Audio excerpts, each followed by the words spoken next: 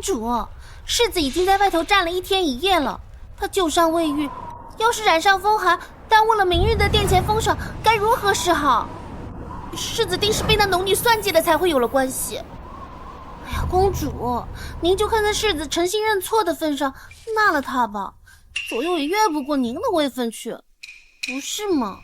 位分，只因我前世心肠太软，收留了名叫孟央的农家女，结果落了个身首异处的悲惨结局。公主可知自己为何一直难有子嗣，缠绵病榻？是书宪啊，他说你害了我一个孩子，这辈子都得用无所出来赎罪啊！对了，他还专门送了您一个香囊。你日日带着它，又怎能怀孕呢？贱人，你骗我！阿央，你在里面吗？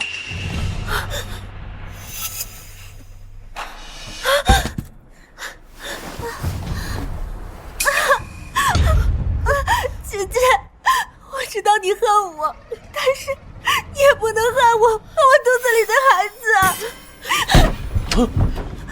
阿央，世子，阿央，贱人，竟敢伤害我的夫人，伤害我的孩子！该死！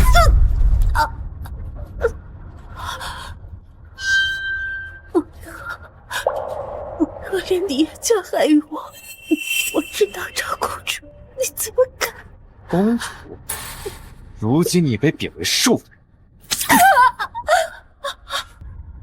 人，现在你的命，就连路边的一条野狗都不如。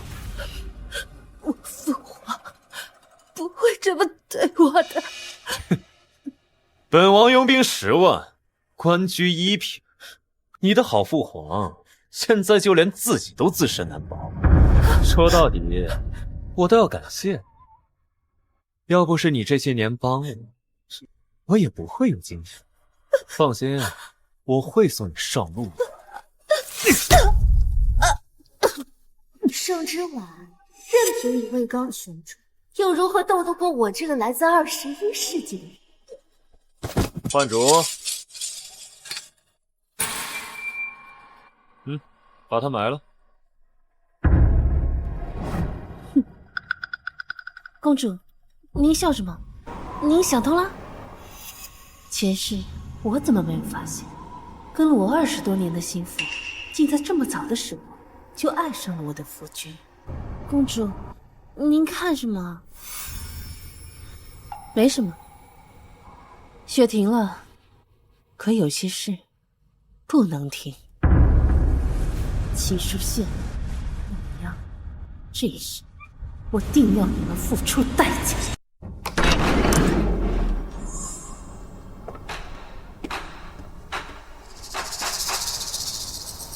之婉，此事我确有错，但是阿央是无辜的。你如此咄咄逼人，难道你忍心看着一个无辜的女子去死吗？再说了，不过一个名分而已，你又何必在意外人怎么看？好一个何必在意外人！当初我在紫圣殿外跪了3天3夜，不惜以死逼迫父皇给我们赐婚。所有人都笑话我为了一个落魄世子失了志，且他人怎么看待我根本不在意，但唯独你不行。可如今你却为了他的名分，不惜让我再次成为整个京城的笑柄。是我的错，请公主大人不要责怪世子，一切都是我的错。你没错，之婉，你是公主，我是国公世子，难道连那个妾的权利都没有吗？之婉，我在雪中等了你1夜，只为求你给他一个名分。我答应你，只要名分，往后我绝不再见他。我给你一笔银钱，保你后半生无忧，你可还愿做他的妾？在现代做了10几年的世子，老娘好不容易穿越古代，肯定要抱好世子这条大腿。钱我要，世子夫人我也要当。耶稣都拦不住。说，请公主开恩，这人世间，女子的名分最为重要。求人是这么求的吗？教教孟姑娘，何为求？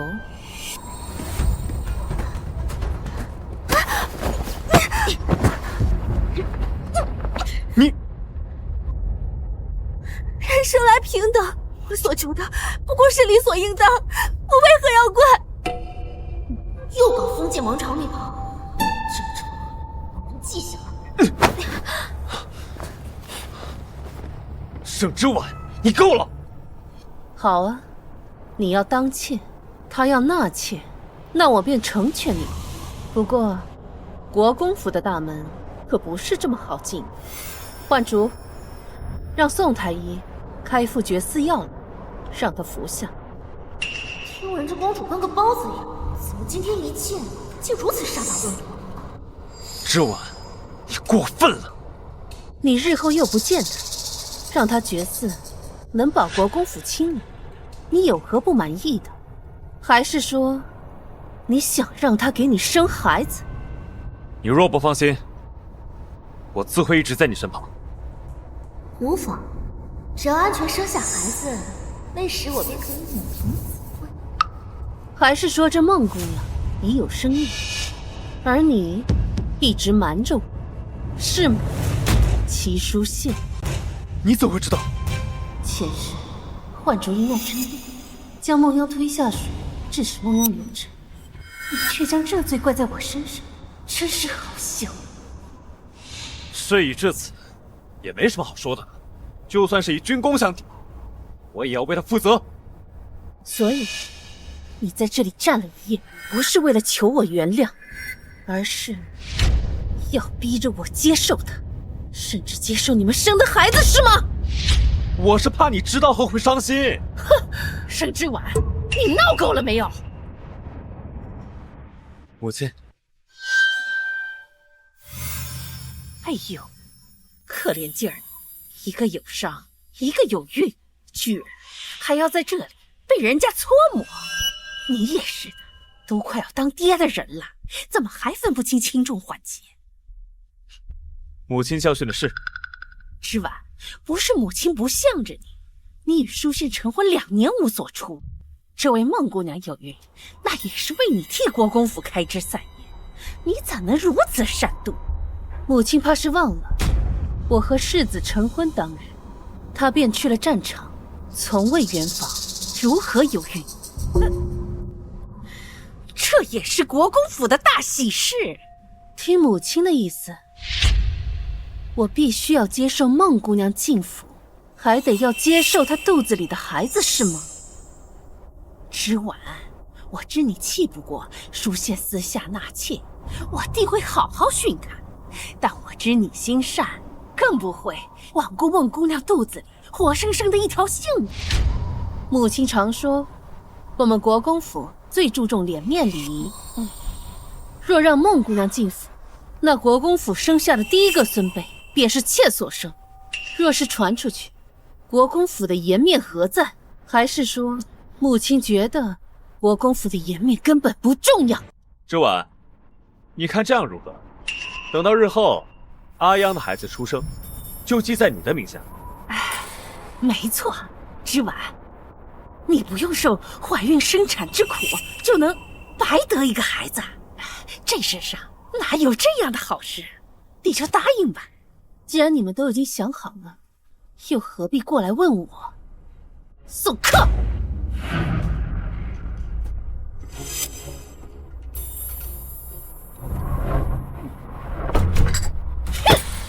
果然还是改不了皇家公主的做派。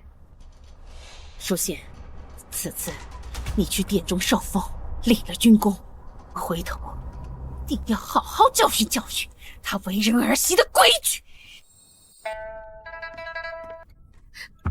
公主，今天就算您要罚奴婢，奴婢也有话要说。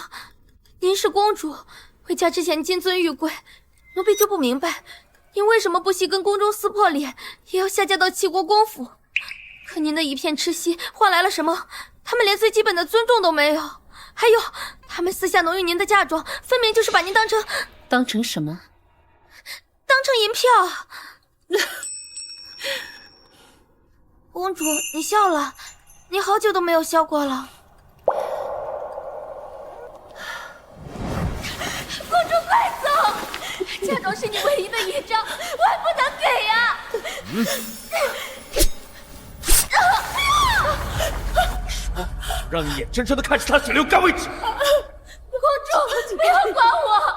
动手！不要，放开他！不要！在哪里？到底在哪里？我说，在哪里啊？我在那个嫁妆在。公主，在哪儿？我赶回了天蓝。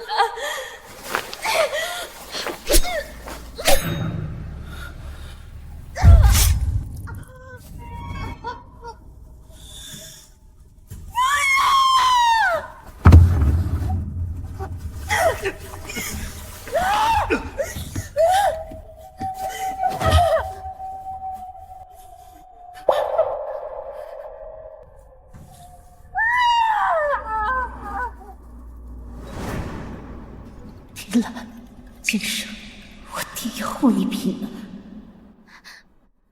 公主，你怎么哭了？哎呀，早知道我就不该说这些的。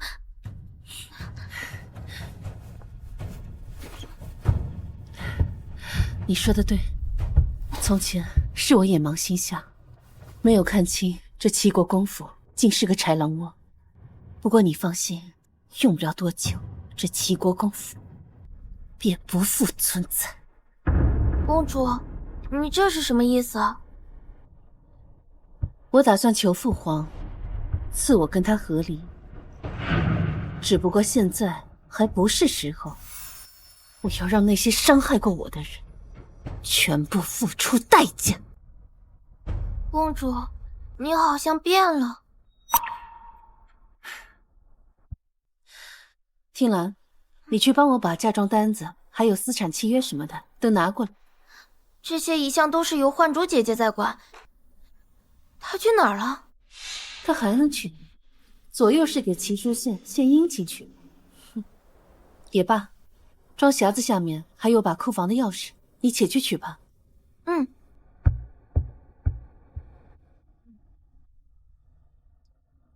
幻竹，你且去盯着你家小姐。奴婢明白，世子的钱一分都不会少。我知你醉心于我，你放心，日后名分地位我都会给到你。奴婢什么都不要，只要能留在世子身边就好。嗯，好，那有什么你就尽快告诉我。嗯，快去吧。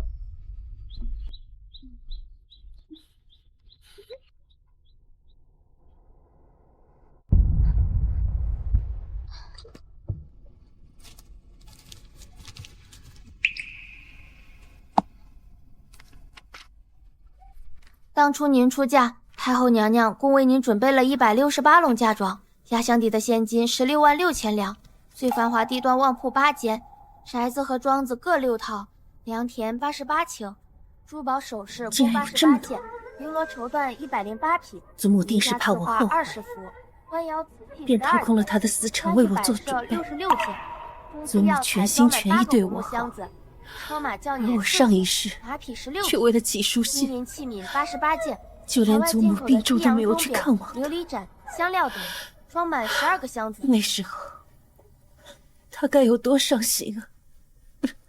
公主，公主，念完了。这2年，我贴补给齐国公府的银两有多少？这2年，您一共补贴齐国公府2万3千两。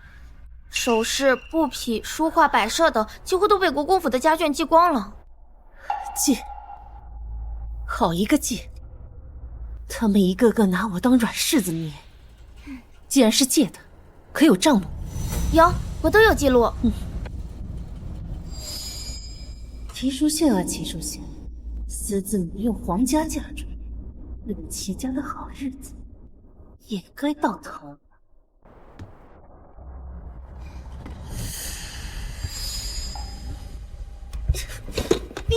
这些东西？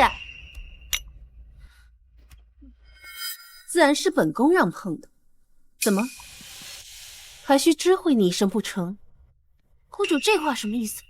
奴婢打小跟在您身边，10几年来兢兢业业，处处为您考虑。您不跟我说一声，就让人碰我给您管制的嫁妆单子。若是觉得奴婢哪里做的不对，您直说便是。你这是在跟我说话？我不过也对，你有齐书宪为你撑腰，自然不会怕我。奴婢只是给世子爷送了伤药，别无他想。对了，奴婢送药时，听到齐大小姐跟老夫人道您的不是，骂得很是难听。但世子爷是向着您的呀，他是个顶好的夫婿，公主大可放心。是谁允许你擅自给他送药的？奴婢还不是看您和世子爷吵得凶，愿想化干戈为玉帛，这还不是为了您好？好一个为了我好呀！一句为我好，便把我吊命的伤药给送了出去。这不知道的，以为齐书宪才是你的主子呢。公主怎么能这么误会奴婢呢？奴婢只是担心您和世子爷一直闹矛盾，会被人趁虚而入，到时候伤心的还不是公主您？但您却这么想奴婢，真是让奴婢感到伤心。你要是觉得奴婢哪里做的不好，就将奴婢打发出去好了。好啊，那本宫便不留你了。听兰，把他送进宫去，记得是冷宫。公主怎么能这么无情？奴婢打小跟在您身边，如今回去，哪里还有主子容得下奴婢啊？你还知道你是我的奴婢？你擅自把我的药送人，我还以为你是我的主子呢。公主息怒，奴婢再也不敢了，奴婢再也不敢了，是奴婢自作主张，求公主开恩。既然知道错了，那便受罚吧。以后你便降作4等药，去院子里洒扫伺候去吧。公主，滚！听兰，你去库房取些药材，我要酿些药酒，明天一早要进宫给祖母送去。这都2年了，她肯定是想我想的要紧。去吧。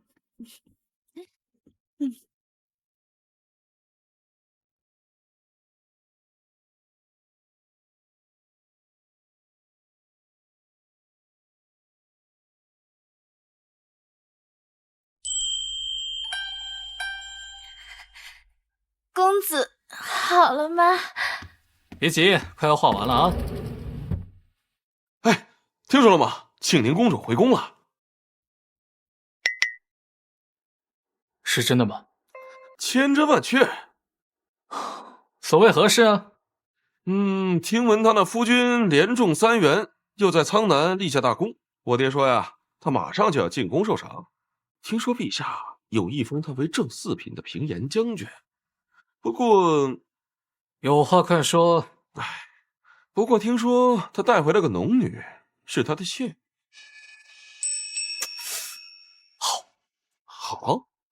好在哪里？一会儿的比划作诗我就不参加了，我还有事情要做。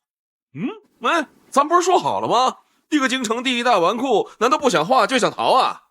你二哥，我机会来了！机会？什么机会啊？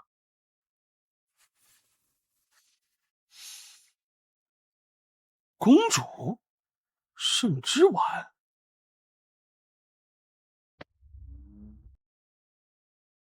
秀姑啊，这马上就入冬了，你说这织婉丫头，她那银丝炭备的够不够用啊？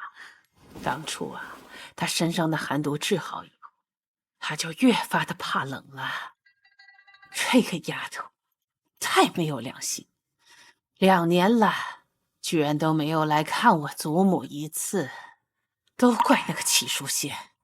对了，那个齐书宪是不是带了个女子回来？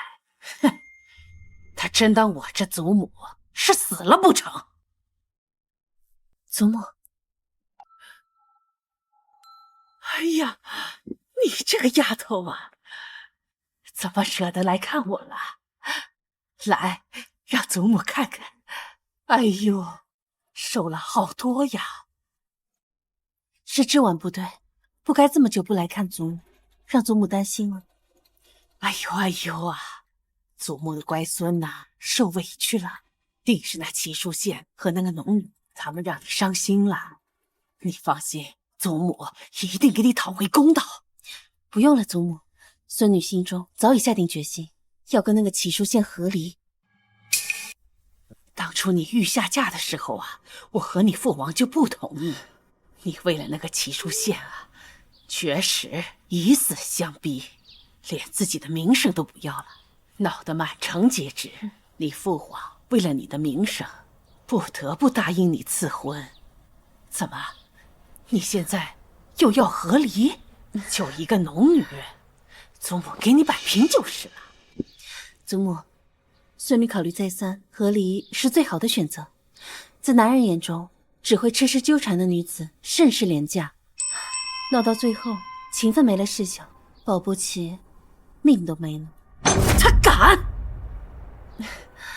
祖母，最重要的是，您给我准备的嫁妆快没了。昨日我清点嫁妆单子时，甚是心疼。这若是再不合理，恐怕就要被掏空了。真是放肆！你跟我置气的时候，他们定以为我不再心疼你，所以才作践你。这一家子真是狼心狗肺的东西！哎呀，当初你糊涂啊，非要下嫁不可。祖母息怒，别气坏了身子。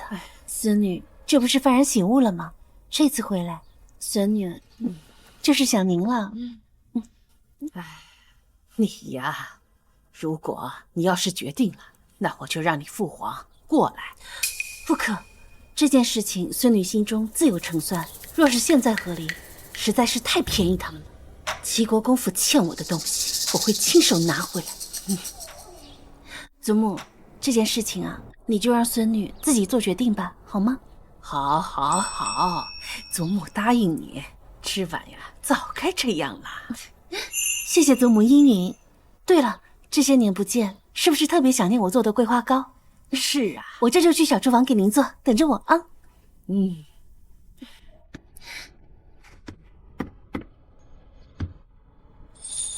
老奴许久未见太后娘娘如此开心，听说今日驸马入宫受赏，要不要老奴去把她喊来？太后娘娘再敲她一番，给公主出出气。她受什么赏？此番在苍南立功，听说陛下要封她为正四品平颜将军。正四品，她也配？要不是之婉，她的功劳够干什么的？更何况齐淑宪他背信弃义，辜负婉儿的情分，不顾我们皇家的颜面，他做正四品官员，哼！修姑啊，你去把皇帝喊过来。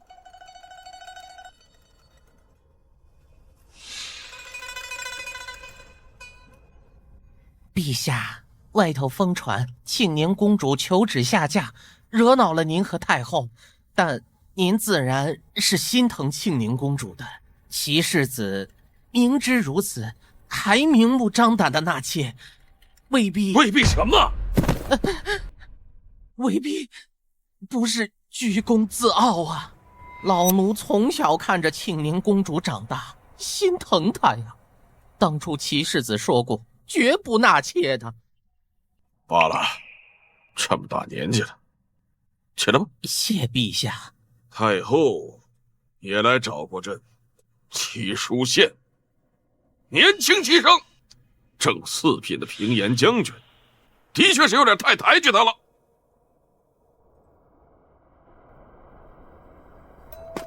来，公子慢点儿，奴才一把老骨头了。苏公公，事情办得怎么样了？办妥了。当年老舅主带您进宫，说你回去后就嚷嚷着要娶庆宁公主，如今庆宁公主都嫁人了，你还不死心呢？对她，只要有机会，我绝对不会死心。哎呀，虽然你默默在背后为圣上办事，甚至还救过圣上的命，但明面上您还是个不成器的纨绔子弟呀。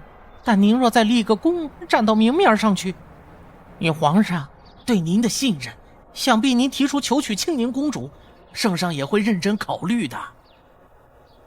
他心中有别人，我不想强迫他。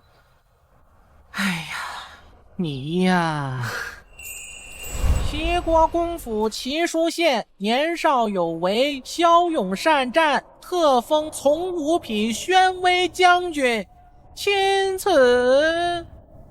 从五品，明明应该是正四品，怎么会变成从五品？哎，苏公公，苏公公，昨日陛下的意思，不是要赐封我儿为正四品平延将军吗？怎么今日变成从五品了呢？齐国公和世子是在质疑陛下吗？不敢。哼，那老奴告退了。哎，苏公公，父亲，咱们还是先回去吧。估计这是陛下给我的考验。这件事恐怕是有人在使绊子。圣之丸，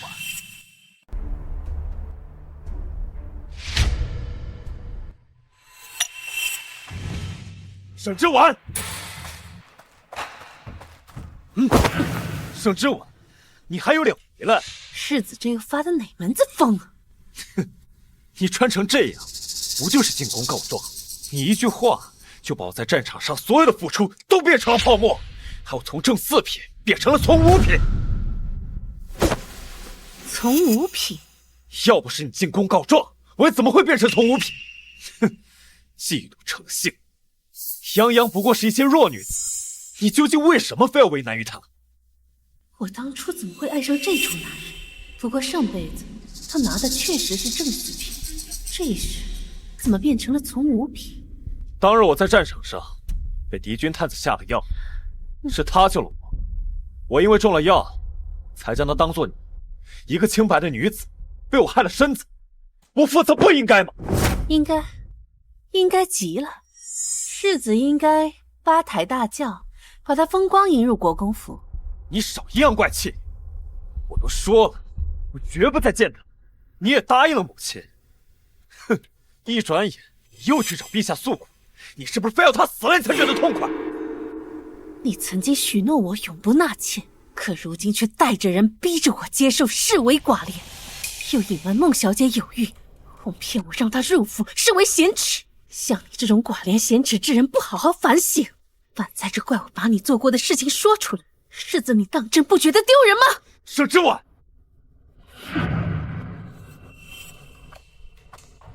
圣之丸，别后悔！我当然后悔，后悔没有早点认清你。你，哼！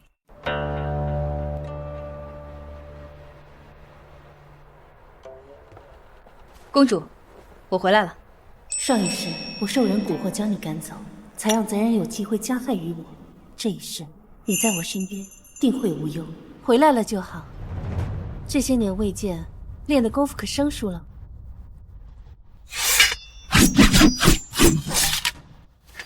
公主放心，没有谁能欺负了你。太好了，这样我们又能一起守护公主了。圣之丸，你给我出来！圣之丸，给我滚出来！圣之丸，圣之丸，一个内宅妇人，不好好在后院伺候公婆，居然跑去前朝搬弄是非，害得书县的赏赐降了2个大品阶。多言，连犯2条奇耻之令，还不赶紧把他给我拖去祠堂跪着！大胆婢子还敢来！今日你们2人是谁跟着圣之丸进宫的？赶紧站出来打30板子，否则一起发卖书。上一世我被父皇贬为庶人了，就是他和那样联手害死了你。你们记住，这个齐国公府是我们齐家的，我们说了算。圣之丸，你个贱人，搞砸了书县的赏赐，我……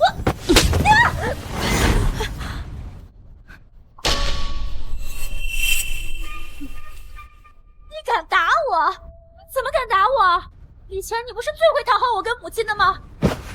盛之婉，你是不是疯了？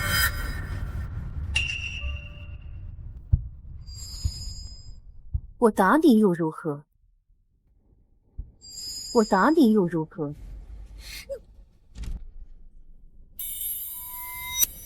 我之前就是太过于讨好你们，以至于我祖母给我的嫁妆被你们管了，还想骑我头上作威作福，岂非也？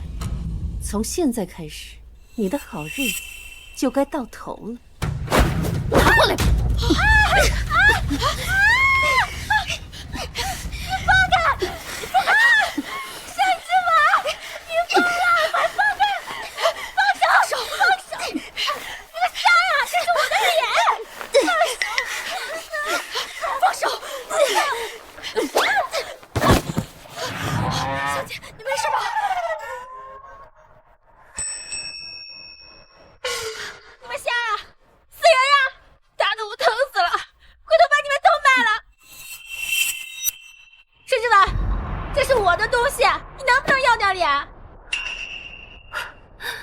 这个可是西域皇室进贡的金香财宝头面，姐姐你说是你的，这难不成你私下跟西域皇室有联系？有联系又怎么样？这本来就是我的东西，难不成因为你是公主，这东西就得归你吗？暗指，未经父皇允许，私自联系他国皇室，该当何罪？又该当如何处置？启禀公主，私联他国皇室，应当以谋逆罪论处。若是陛下知道，应当是罚满门抄斩。那便送去大理寺，国公之女谋逆，当大理寺审。是。任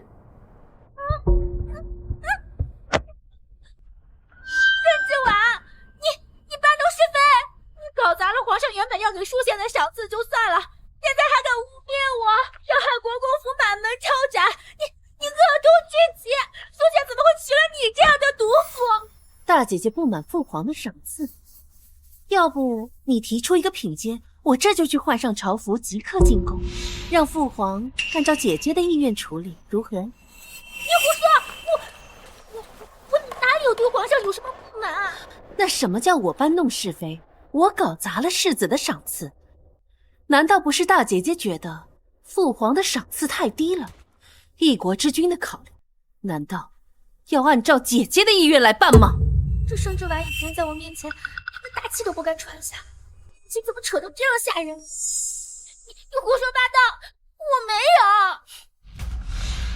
私联他国皇室，智慧陛下旨意，数罪并罚，恐怕满门抄斩也是不够吧？估计要株连9族呢。只可惜，姐姐那个刚满周岁的儿子，送去大理寺吧。是。怎么办？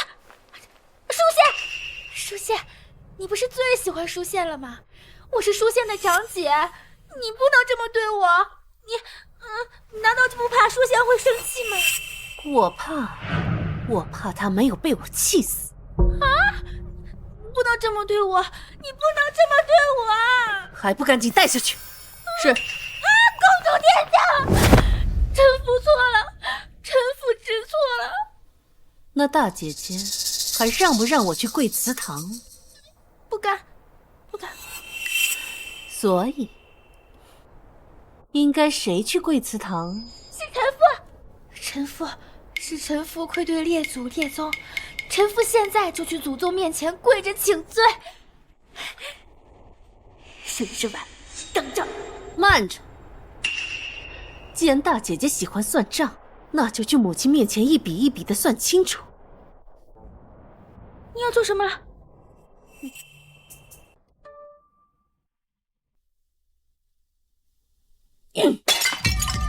你还有脸来见我？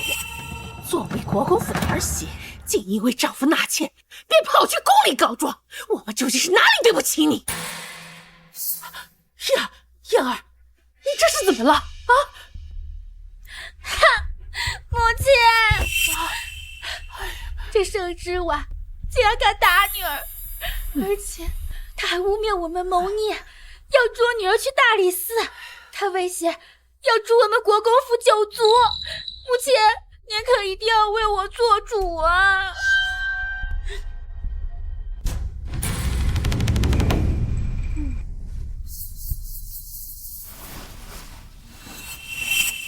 沈之婉，你好大的胆子！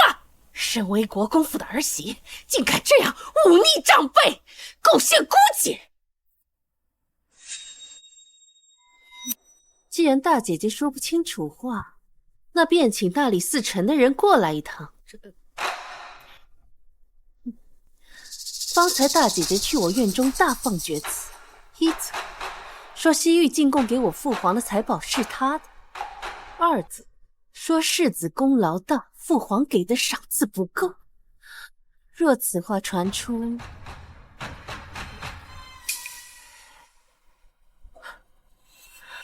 为了不给国公府招祸，我替母亲动手教训了他。哎呀，对了，母亲，方才你说什么？我有些记对了，母亲，方才你说什么？我有些记不清。小贱，竟敢利用皇上威胁！若这种大不敬的话传出去，会牵连整个国公。看母亲脸色如此难看，莫不是觉得我教训姐姐错了？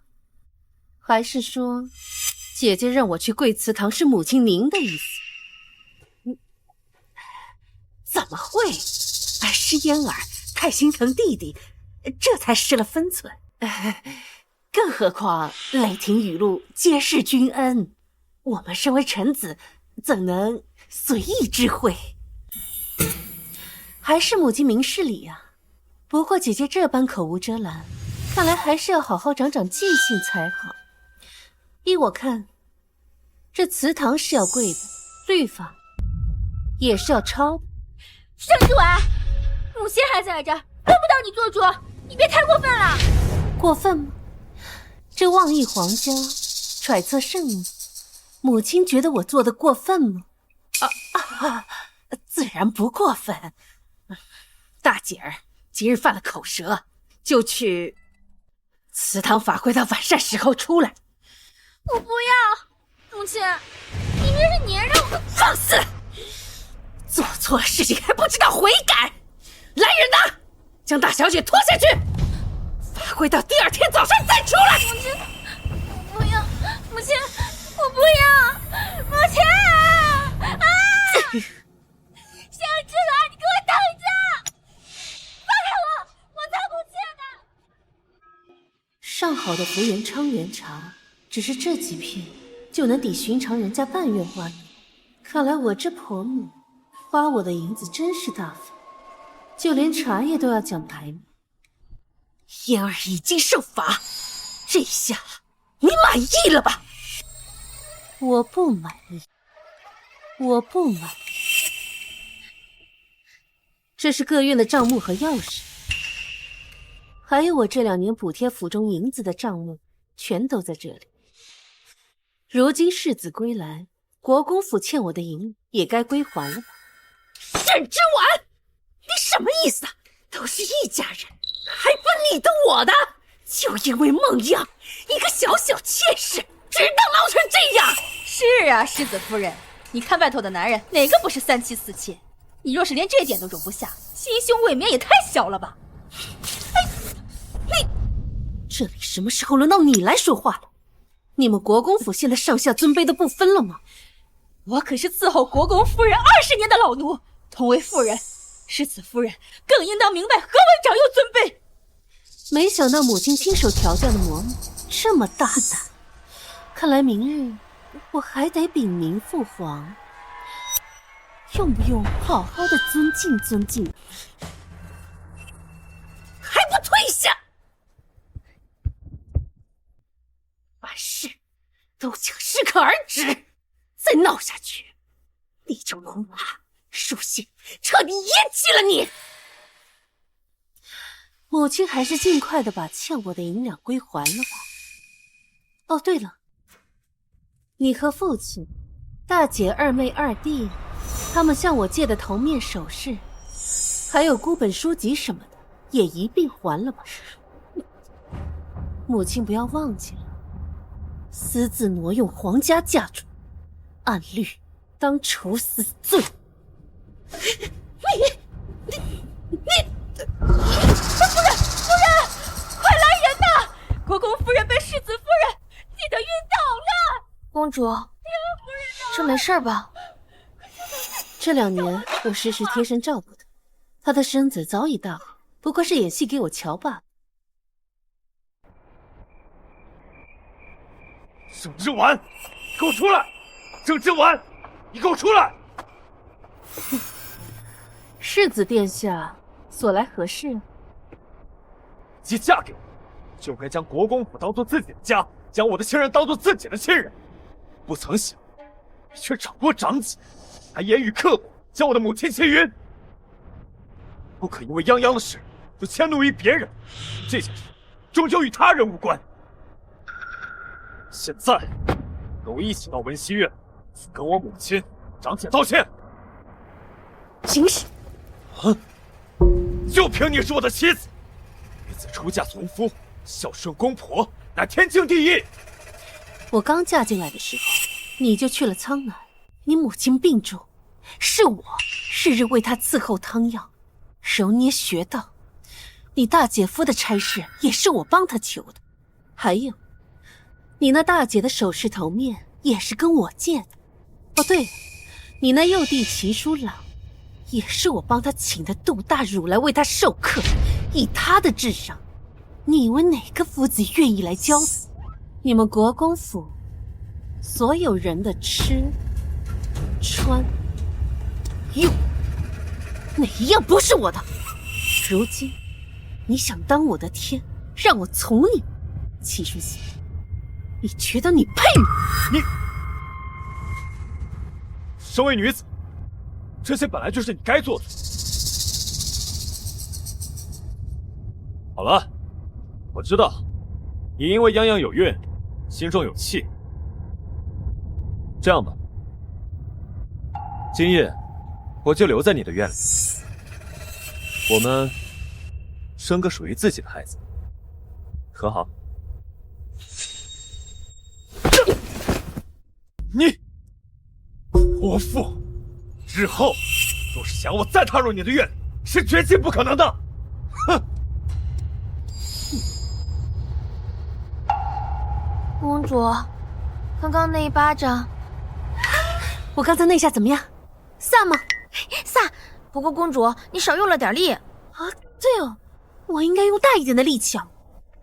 你刚刚应该这样，狠狠的打，对，狠狠的打才解气。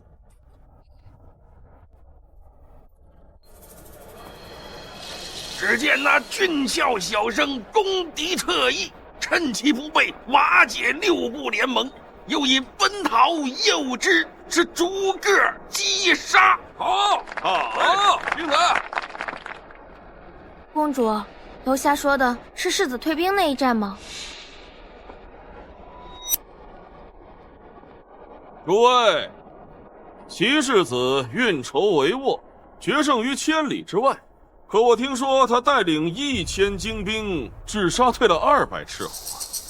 人家第一次上战场就有如此手段谋略，若是多历练几年，咱们圣国何愁强敌来犯呀？可惜呀，最后只封了个从5品。这你们就有所不知了。你们忘了前2年绝食也要嫁给齐世子的天家公主了。齐世子这次可不只是立功归来，他呀还带回来了一位美娇娘。这女人的善妒之心呐，可是竟是如此，果然为女子与小人难养也。公主，他们什么都不知道，怎能随意编排你？这些年，一位边关将士捐去了多少银子、粮草和伤药？想不到诸位饱学之士在暗地里议论起人，居然比市井妇人还厉害。要我说呀，各位应该改名叫长舌书生。哼，算什么东西？竟敢在这议论我们？在下姓商，名邢玉。邢玉，休得胡言！在座的各位都是京城有头有脸的人，还不赶快道歉？切，该道歉的应该是他们吧？揣测圣意又不敢智慧，只敢在背地里面议论一个女子。怎么，你看见了？还是说你有证件？哎，我记得你是那个左监督御史家的长子，你叫那个方少辉啊，对，就是你。你要是不满陛下给齐书县一个从五品，今夜就让你爹上表请奏，可否？还有你知道什么叫唯女子与小人难养也吗？你连圣贤书你都读不明白，要不要查查你的功名从何而来啊？我，邢玉，哼，他竟然会为我说话，这12公子可比齐书县强多了，只可惜是个纨绔，不然他和公主蛮相配的。有吗？公主，楼下吵起来了，商修远让商行玉给众人道歉。商行玉，你一个京城第一纨绔，有什么资格议论我等？还不速速道歉！对，就道歉！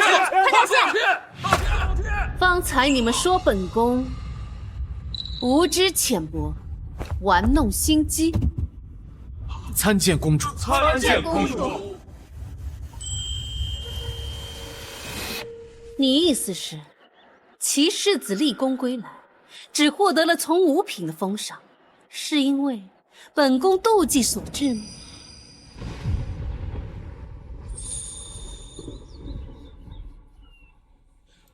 我在下没有这个意思。哦，那你是什么意思？说来听听。属下请公主恕罪，在下胡言乱语。既然是胡言乱语，便自掌30吧。这……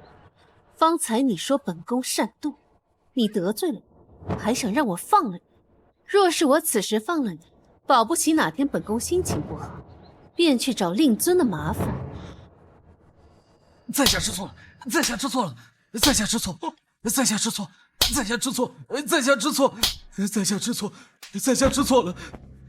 可是在下说错了，像公主这样的娇贵女子，养在深闺内宅，出行奴婢成群，日常所用皆是鼎鼎有名者，可曾想过，被你们所丢弃，甚至连看一眼都觉得粗鄙的事，却是边关将士永远都吃不到的珍馐。你叫什么名字？在下王怀之。御史台王爷可是你父亲？正是。本宫记得，你父亲王爷出自元州王室。你既然如此大义，不知你可为边关将士做了什么？在下尚未入仕，若是入仕，定然能为将士们争取更多，至少让他们有粮吃，有衣穿。那也就是说，你现在什么也没做。那你父亲入仕多年，可为边关将士做了什么？再或者，你本家王室又做了什么？我王家经商办学，至少不似公主这般奢靡无度。听兰，你告诉他们，我这个奢靡无度的公主，这些年送去边关多少粮食？仅这2年，公主殿下共送去漠北粮食10万担，西江粮食10万担，苍南粮食10万担，棉衣3万件，成衣60箱。没想到哇，这样态度慷慨大方，处竟然捐了这么多。不可能，像您这样的内院女子，恐怕连粮价都不知道吧？如今的太平粮价，每担粮500担，加上棉衣和成药，本宫共捐银17万。这也太多了吧！竟然捐了这么多！你一介女流，哪来这么多银子？还是说公主殿下认为在下无法取证，连这种哗众取宠的瞎话都编得出来？这算什么？我们公主下嫁当日，嫁妆可是足足绕城10里，要不是这2年补贴齐国公府几万两，公主还能捐出更多。什么？齐国公府居然穷得用公主的嫁妆？干得好，提兰，就这么宣扬，我看齐国公府这还有没有脸面拿着我的嫁妆不还？笑，嫁妆向来是女子的脸面，在我所识得的女子里，哪个不是使劲往自己嫁妆里面塞东西？捐，你舍得吗？你这人真是可笑至极，明明什么都没做，却自诩家国大义之士，把声音喊得高高的。别人做了，你又以己夺人，真当我家公主跟你一样？也并非无从考证。我记得商大公子的父亲商将军和几位戍边元帅常有联系，你若不信，可以问问商大公子。本宫每次捐赠时所用的名号都是盛世堂。商兄，此话可是当真？这公主大义，想不到这盛世堂是您的产业。在下替家父及边关将士拜谢您的大恩。这怎么可能呢？不，商兄，莫不是你看她是公主，故意偏袒于她？王兄若是不信，可随我回府一观家书。家父的确常提起盛世堂捐助粮草以及棉衣，数量与公主所说分毫不差。是我们错怪公主了，看来齐世子能打胜仗，背后也少不了公主的支持。既如此，王兄打算如何向公主赔罪呢？公主殿下，对不住。王兄是一个未入世的白丁，一句轻飘飘的道歉有何分量？你待如何？你是王家大公子，想必应该有不少私房钱吧？这样，你拿出2000两，在京城的贫民窟设一个粥棚，记得粥棚上写上本公主的名号。多谢公主大恩。你们都退下吧。多谢公主。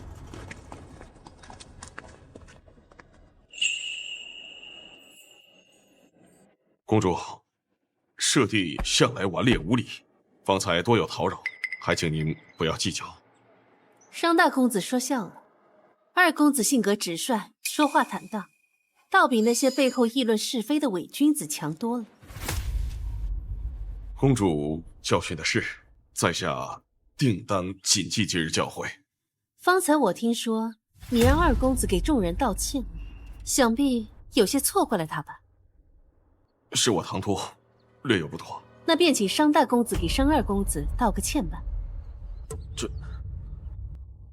传闻都说商大公子君子谦谦，温润如玉，尤其是对非异母所出的同胞兄弟呵护至极，难不成都是假象？果然还是从前的他，嘴巴又毒又渴，最喜欢戳在人最痛处。道歉就不用了，我在各大茶楼酒楼共欠3000两，还请兄长帮我还了便是。3000两，我一个月钱才5两。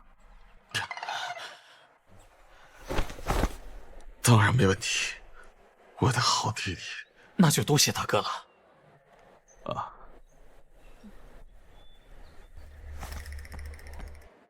兄长，慢走啊！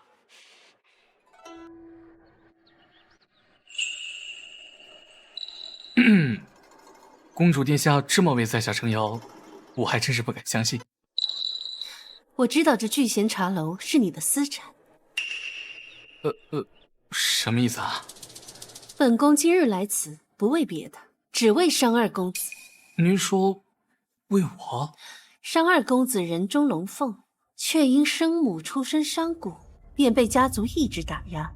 既如此，何不找个人同谋呢？同谋？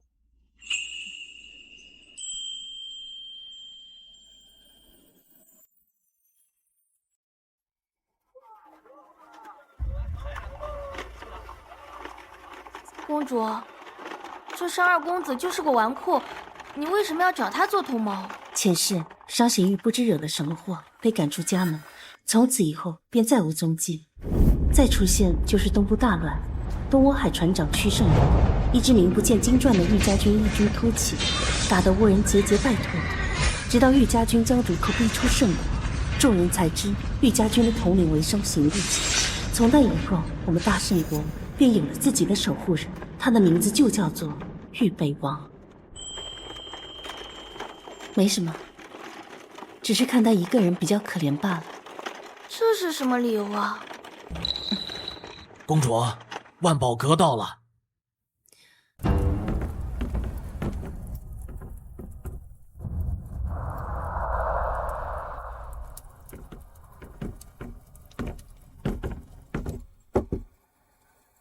本宫让你寻的人，可寻到了？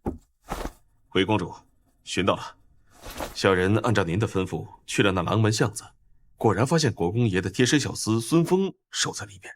小人一直守在影石才见人出来，确是国公爷，无疑。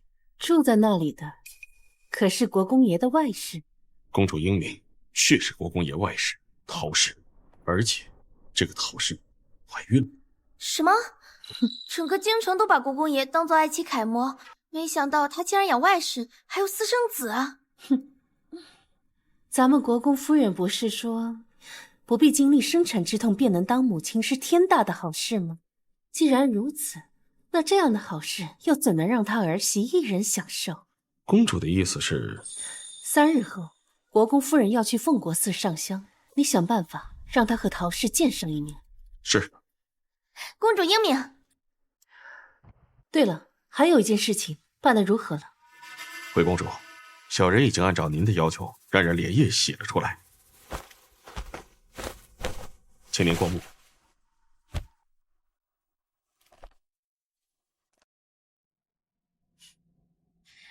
不错，你将这画本送到苍南和京城附近，找个有名的说书先生，把他们的故事给宣扬出去。可是公主，这画本上明显是齐世子和那孟央的故事，您这么做不是为他扬名了吗？不急，这不是还有下卷吗？他孟央想扬名，那我就帮他一把，就怕扬得太高，他自己接不住。你去宋太医府上传个口信，告诉他即日起不必再来国公府问诊。是。从前为了齐书县付出太多，如今既然准备合理，无论是钱财还是人情，我都要一一收回，绝不会手软。夫人，哎呀，夫人，为夫今日公务繁忙，实在是脱不开身。下次我一定亲自陪你去上香。国公爷和夫人的感情可真好呀，就这么一会儿都舍不得分开。国公爷还眼巴巴的送出门来。你这老奴，就你话多。国公爷回去吧，别让人看了笑话。哎，我当然是亲自看着你走，我才放心呢。一定要照顾好国公夫人，听到没有？是，走吧。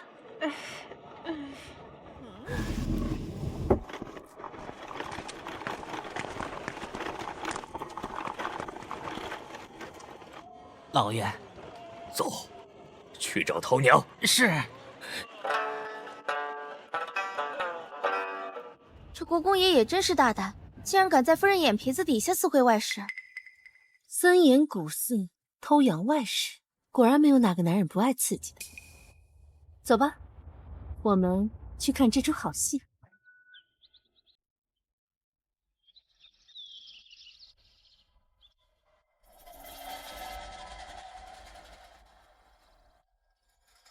夫人，咱们是先回府还是？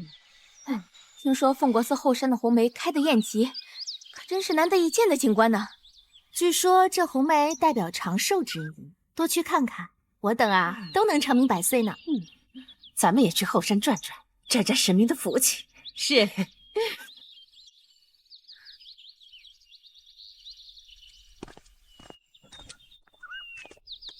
都准备好了吗？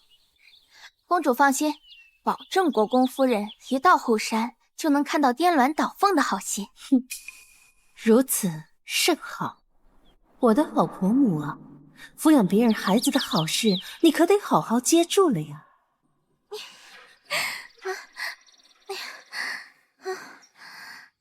无意苦争春，一任群芳妒。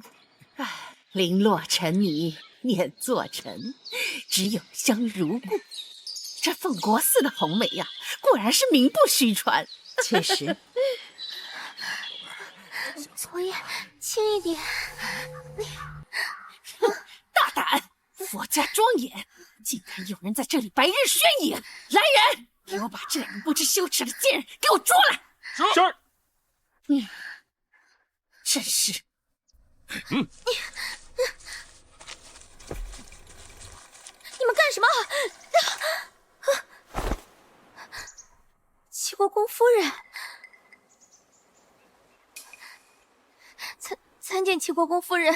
自圣上登基以来，尊崇佛教，你们这对狗男女竟敢在这里白日宣淫，打搅佛祖清净！夫人，不对呀，这男子看着怎么有点像国公爷？看身形体量是有些像国公爷，但国公爷此刻正在府中办公呢，又怎么可能出现在此处？也是。来人，还不赶紧带下去！夫人饶命啊！夫人，夫君在外学商，与民女已经1月未见，我二人实在情难自禁，所以才……夫人，您就饶过民女这一回吧。恐怕不是什么夫君，而是你的奸夫吧？今日本夫人有闲情，就好好的教教你礼仪规矩，也算是你的福气。来人，把这个偷情的贱人进猪笼！不行，夫人，民女已有3月身孕。哟，还怀了孽种，看来不用进猪笼了，即刻正杀！得令。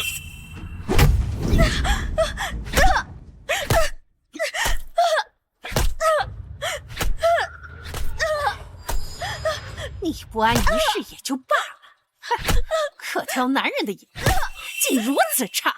你这奸夫真是窝囊！你舍命为他挨打，他竟然一声不吭，竟然连头都不曾抬！如此薄情寡义的男人，真是猪狗不如！依我看，这辈子死后下地狱都要被判打入18层地狱。夫人，再打人就打死了，怕什么？死了便死。头鸟，我看国公爷，国公爷，你这个贱人！你敢辱我妻儿，我要收妻！这是你的外室，齐国皇！你竟敢豢养外室，我跟你没完！滚开吧你！夫人，若不是你生性善妒，我又怎么会想出把人养在外头的法？今日我就要带陶娘回府！你敢！我母族可是泾河崔氏，你若敢纳妾，我定让我母家在朝堂惨你，死得不祥！哼，你不过就是崔氏的旁支，别在这给我摆什么贵女的架子！不要忘了，当初你嫁到国公府的时候，才区3胎嫁妆。要不是这些年在国公府吃好的喝好的养着你，哪有今日的贵妇？我告诉你，陶娘和她肚子里的孩子，要是有个3长2短，你下半辈子就去佛堂忏悔吧。坚持住，陶娘。夫人，快来人呐！夫人，快来人！夫人又晕倒了。公主，这国公爷说话也太难听了。好歹国公夫人为他生儿育女，他怎么能为了一个外室休妻？世间男子无不薄幸，这国公夫人的好日子还在后头呢。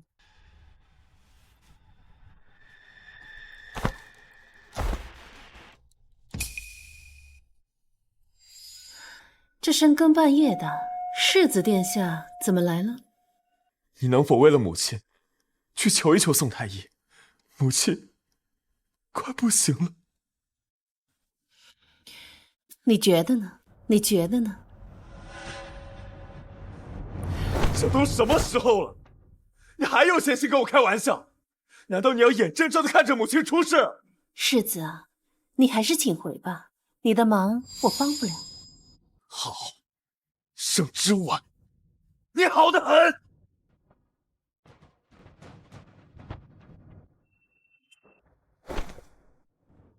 公主，公主，宋太医那儿只不过是您一句话的事儿，世子好不容易才来一次，若是等到事情没有转圜的余地，您再后悔可就晚了。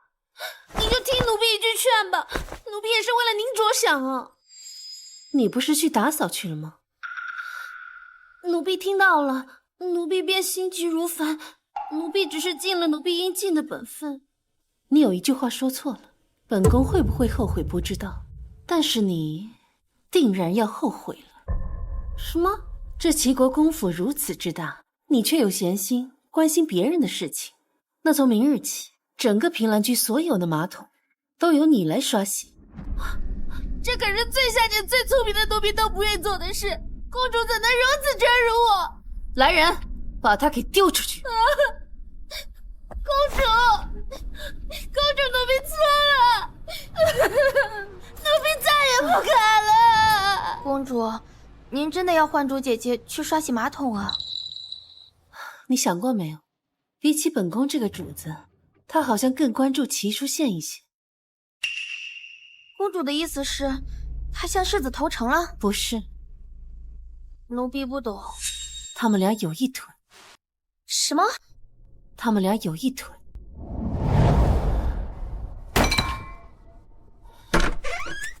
世子心善，不想让你死，让我来给你送点水。不过我觉得，以公主现在的身份和名声，多活这一日，便是对世子多一日拖累。不如早点死了好。这水，你还是不要喝了吧。公主，你对她那么好，她怎么能叛主？依奴婢看，你就应该把她发卖出去。无妨，好戏马上就要开场了，我还需要一条好狗。哼，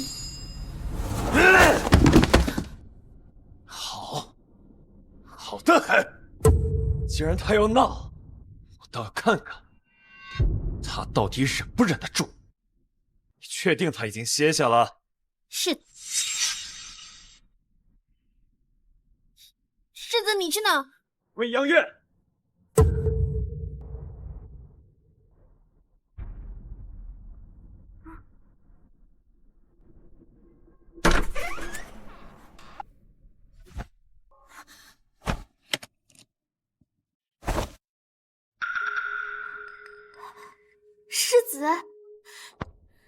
世子，您怎么来了？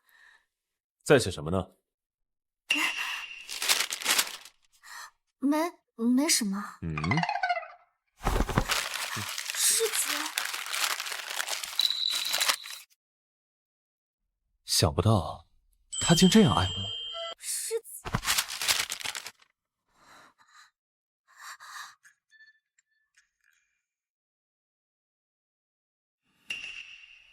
世子，您不是答应过公主，以后再不来见我吗？世子不该来的。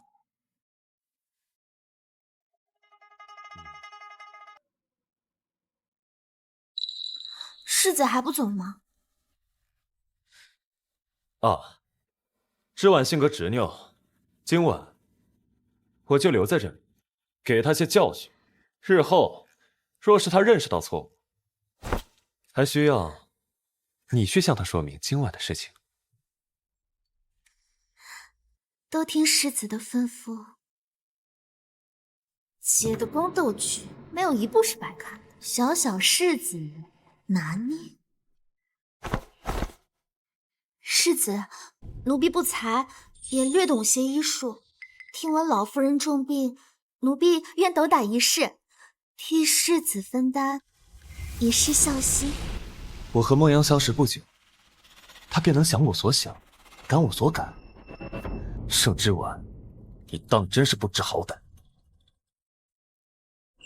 那就有劳你了。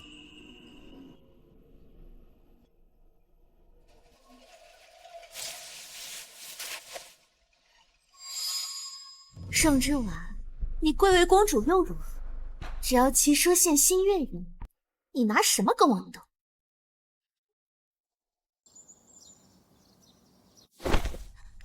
世子，昨夜我照顾了老夫人一宿，现在她已苏醒，你稍后可以去看看她。有劳你了。对了，昨晚我宿在你这里的消息，盛之婉可知道了？知道了。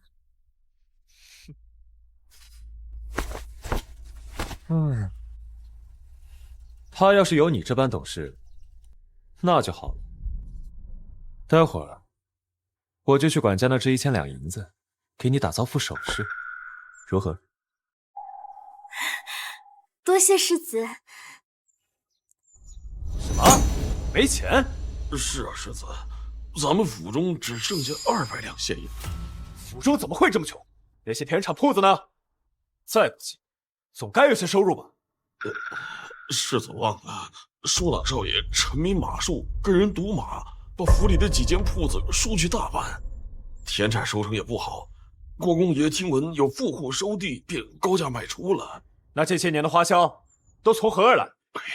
花的都是世子夫人的嫁妆啊！这些年，老夫人的药钱、大小姐的首饰、少公子的学费，都是出自世子夫人的嫁妆。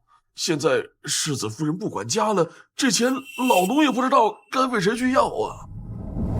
你母亲病重，是我日日为她伺候汤药，揉捏学导。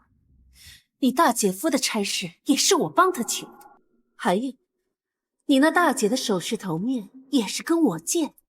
哦，对了，你那幼弟齐叔郎，也是我帮他请的杜大儒来为他授课。原来他说的都是真的。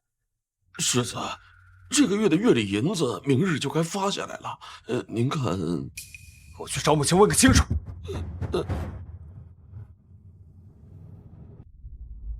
这次书县做得不错，我原本害怕他一时心软，今后压不住媳妇儿，让人看了笑话。早该如此。这盛之婉就是被骄纵坏了，不仅善妒，昨夜年病危，他竟敢不来市集。幸好这孟阳精通医术，不然，等着吧，今后有的是法子收拾他。不过一想到你父亲那事儿，我心口就疼。咱们齐家可不能再有什么3长2短，不然我这条老命母亲，母亲，我听管家说，这些年府中的用途都是之婉的嫁妆，此事可当真？用他嫁妆怎么了？他的嫁妆如此丰厚，便是3、4个齐国公府加起来，挥霍个几十年，那都花不完。这一切竟是真的？你们怎么可以动用他的嫁妆？动又怎么了？这本来就应该是我们齐家的。对呀，什么你的他的？他既已嫁入国公府，他的嫁妆便是国公府的。夫妻间本就该相互扶持，你父亲仕途顺畅了，真的还不都是交到我手里？说事事都计较，那情分就淡薄了。可是这嫁妆是皇家的，你们私自动用，若是圣上怪罪下来，那还了得？这盛之婉就是太过于公主性子了，自私自利，气量小，格局小。这婆母病了，她补贴一些又怎么样呢？以后你立了功，你为她挣回来的又何止这点小利呢？就是，不行，我要同她说明一番，此事断然不能传到皇宫里去。站住！你昨日去了孟央的院子，盛之婉心中定然很急，你要稳住，让他自己来找你，这样才能够拿捏住他。到时候你再跟他提此事，他定然会答应。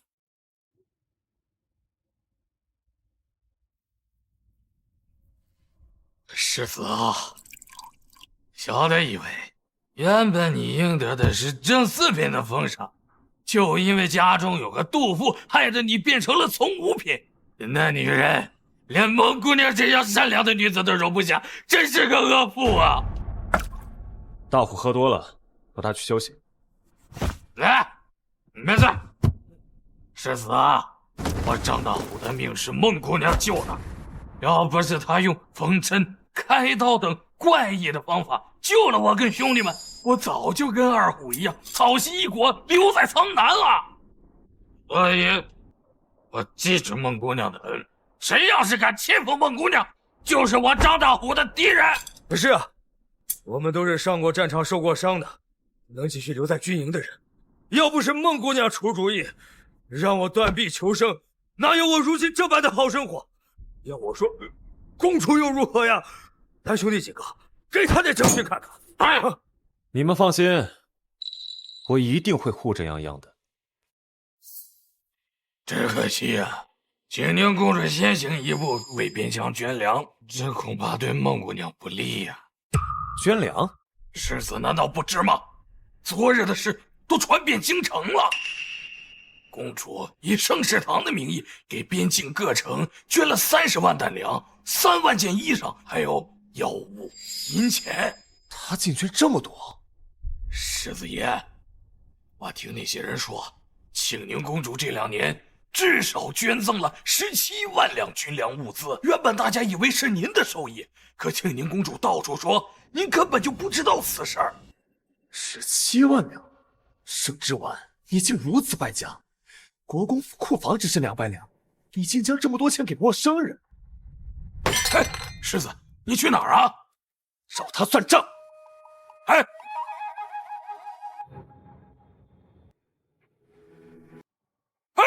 世子，账还没结呢。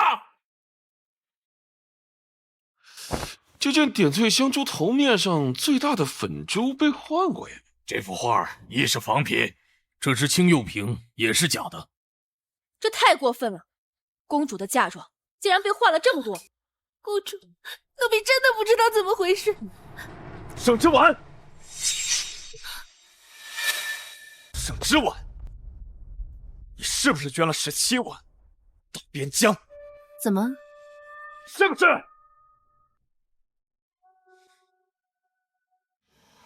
是啊。之婉，你先让他们出去吧。若世子想说的话，他们听不得，那便不要说。家事何须让外人知晓？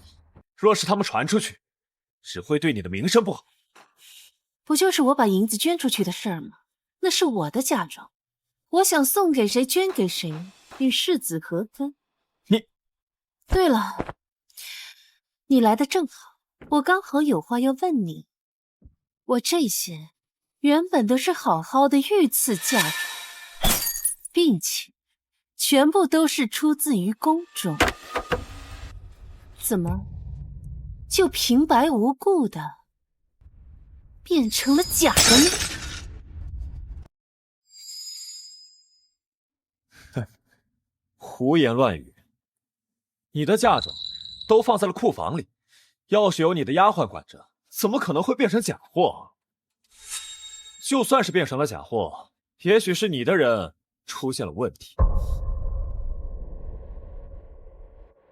幻竹，把你刚才说的话再说一遍。前段时间，舒朗少爷常常来库房中寻找书画观摩，中途说喝了热了，便将奴婢支开了几次。除此之外，奴婢发誓没有再让任何人进来过。不可能！盛之婉，你非要闹得国公府上下不得安宁，才罢休什么事？舒朗一向乖巧孝顺，对你这个嫂嫂更是恭敬有加。你为了泄愤，竟连他的名声都要败坏。乖巧，他上一世可是害死不少无辜孩子，小小年纪便痴迷赌博，还差点让人将我侮辱。我到底有没有败坏他的名声，一查便知。不行，这件事绝不可能是舒朗做的。你查他，让外人怎么想？国公府最近是不是很缺银子啊？什么？刚才你怒气冲冲跑来质问我，无非是我把银子捐出去了。世子是觉得我的银子应该给国公府用上。哼，荒唐！齐国公府哪里用得上你的银子？那世子爷刚才怒气冲冲进来质问你这样做，不就是因为昨日我去了泱泱那里？怨我，恨我，冲我来便是，何必关联到家人？输了不过是个孩子。齐国公府家风清正，那齐书郎只是个10多岁的少年，应当做不出来偷过嫂子嫁妆这样的事儿。那都真是公主她。我只是想查清楚，到底是谁偷了我的嫁妆。世子为什么要上升到这种程度？至于你去看什么梦央还是陈央，我根本不在意。如果你不想让我查，那就报官吧。听兰，无论是谁，都要给我查出来。慢着！母亲，母亲怎么来了？你嫁妆当真被人换了，还怀疑是舒朗做的？我不是怀疑，而是去我库房的只有舒朗一人。你若是诬陷了舒朗，该让孩子多么难过！那我就把我的嫁妆全部赔他。舒朗断不可能做这样的事情，他查出来是我的嫁妆，这都是我们家的。好，既然如此，那便查。我绝不让舒朗永远背着这份怀疑。公主口说无凭，你可写一份文书。若是你污蔑舒朗，不仅要将自己的私产全部交给国公府，还要在祠堂不吃不喝，罚跪自省3日。蠢，这可是你自己种上的。好啊，若是真查出是二弟所为，你们不仅要把我的嫁妆补齐，还要把我贴补你们的银两全部归还。至于二弟，也要受到相应的处罚。公主殿下未免也太计较了。你既已嫁入国公府，那便是国公府的人，连你的银子也是。好了，泱泱，别说了。这世上不是所有人都像你这般体贴。好，就按你说的。听兰，去将大理寺陈方大人请来。有必要这么兴师动众吗？怎么，对你二弟没有信心了？我若是不请大理寺，我这文书又如何让官府作证呢？这份赌约又怎能奏效呢？你说是吧，母亲？我相信舒朗，你想请方大人来，便请吧。到时候丢人的可是盛之婉你这个蠢人，善意的跋扈，别自己10几岁小叔子。到时候，即便你的家人都冲入国公府，也不会再有人说什么。之婉，现在方大人还没来，你要后悔，还来得及。后悔？还为时太早。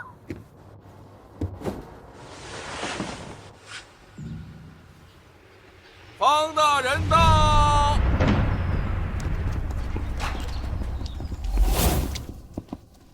微臣参见庆宁公主。公主这是丢了何物？您是怀疑？放开我！放开我！你真是放肆！竟敢这么推我儿子！来人呐，把他给我拖下去，重打50大板！母亲，侍卫只是奉我命行事罢了。母亲，为何抓我过来？儿子还在学习呢。齐书朗，这些东西你可曾见过吗？没见过。是吗？那我怎么记得？当初你想观魔大师真迹，我便亲自带你去取过呢。就那一次，我早忘了。齐书朗，我劝你实话实说，这位可是大理寺丞方大人，他断过的案子没有1000也有800，寻常人可骗不了他。我真就去过那么一次，嫂嫂怎么忽然计较了起来？公主明鉴，奴婢没有撒谎，二少爷是真正去了好几次库房。书朗，若你现在承认你所犯的错误，便可免去提罚。方大人，这偷盗物品要体罚多少来着？成年人鞭刑30，二少爷尚未成年，若诚心认错，归还物品后，小棍30棍。30棍？等等，盛之文，你这是在威胁我二弟。若你今天没有人证，就算他被你逼得承认了，也不可定罪。就是，你未免也太狠毒了，输了还是个孩子，你竟然这么吓唬他，还30棍，难不成你想要屈打成招？没有人证，把人带进来。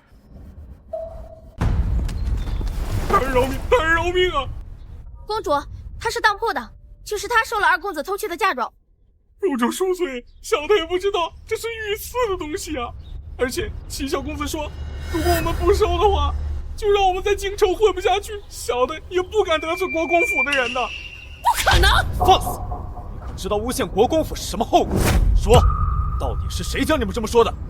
小的句句属实，世子不信，可以让齐小公子的小厮来对质。住口！竟敢污蔑我儿！拖出去，给我乱棍打死！国公夫人啊，下官既接了此案，便就容不得在此处有私刑。母亲，对峙就不必了，把他带下去，将阿忠带进来。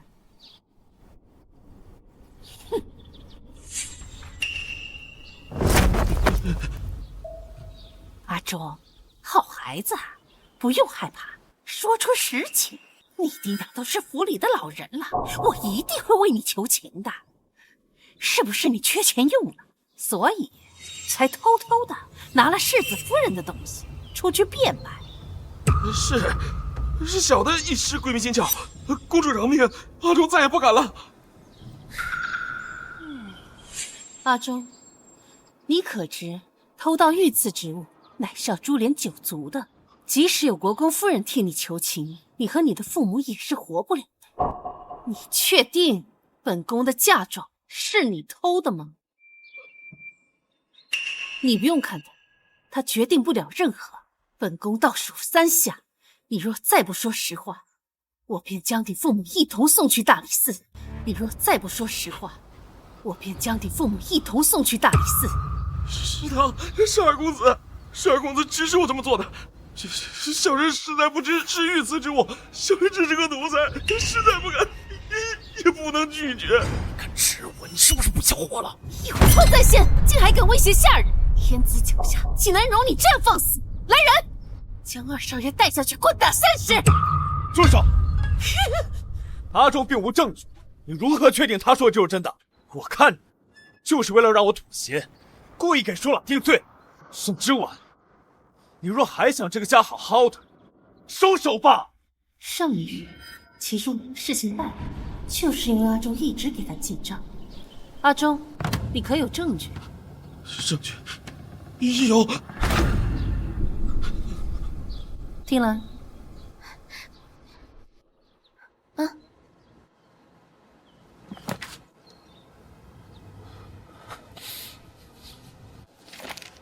启禀公主，这下人证物证俱全了。有劳方大人，这接下来就是我家务事了。那臣便告退了。带走。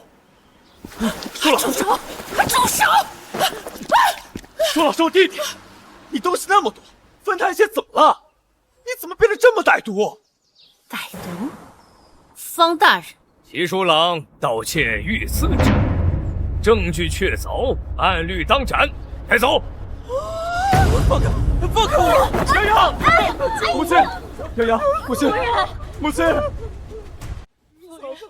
夫人，夫人，你满意了？还远远不够。齐书贤，你们一家欠我的又何止这些？今日之事都是你设计的。唉，是又怎样？不是又怎样？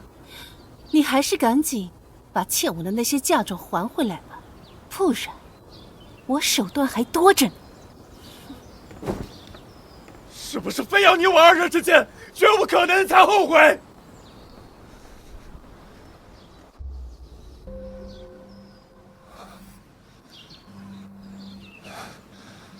来人，把公主的东西给她送回去。小心点啊！母亲，夫人，我最爱的嫔妃！母亲，母亲，给我站住！真是家门不幸啊！怎么会娶进来如此毒妇？母亲，母亲，快！小心！来人，快来人！快去找宋太医，来给我母亲瞧瞧。世子爷，上回国公夫人差我们去请过宋太医，却被小宋公子拿着扫帚打出来了。他说，快说！他说，以前宋太医来国公府都是看在公主的面子上，如今国公府都敢欺负公主了，他们宋府不欢迎我们国公夫人，还说，赶紧说！还说以往夫人的药都是公主每日亲自熬制2个半时辰才得出的治病良药，最近若是恶化，定是因为没人愿意耐心熬药了，说夫人是活该。毒妇！母亲，就因为一点小事，闹得家宅不宁，现在还想要活生生的气死我，害死我！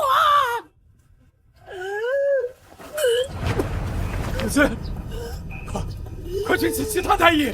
是。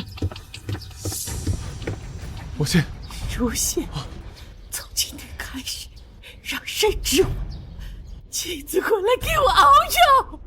他若不回，即便是身上亲自赐婚，咱们国公府也绝容不下这对不孝的媳妇儿。娘，我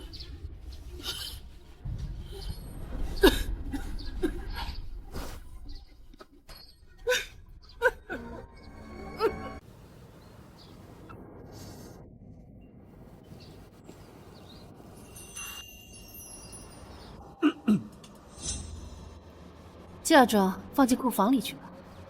母亲吐血了，你知不知道？啊？吐血了？吐血就去找大夫呀，来我这儿做什么？要不是因为你，宋太医早就来府里了。麻烦你搞搞清楚，没有我，宋太医怎么可能来你国公府？好，宋太医的事，我就不跟你计较。听说之前都是你给母亲熬的药，以后也继续由你熬吧，免得别人智慧。我不怕别人智慧，你要是怕，自己熬去啊。不过是2个时辰罢了，这世子为了孝道，一定能做好的吧？你，哼，不熬就不熬，说的那么冠冕堂皇，不就是想推卸责任吗？哼！世子爷真有意思，离了公主，他国公府是不活了吗？再说了，怎么不让那个姓孟的小蹄子给他熬？公主，那孟央就跪在国公府外头，说要自请离府。百姓们都说您没有容人之量。这个小蹄子给他脸了！你现在可是越来越有我的气质了。好，本宫就去瞧瞧他又要整出什么幺蛾子。明明可以在院里头，非要在国公府外跪着，真歹毒！老天爷，赶紧让这个不吉利的东西带着他那个小不吉利的东西一起滚吧！哎，这什么意思？跪着干什么呢？敷衍三公子。这样，公主，民女自知身份卑贱，不该来求您的。但国公夫人病重，急需公主的煎药，请公主不要因民女的身份同世子之妻。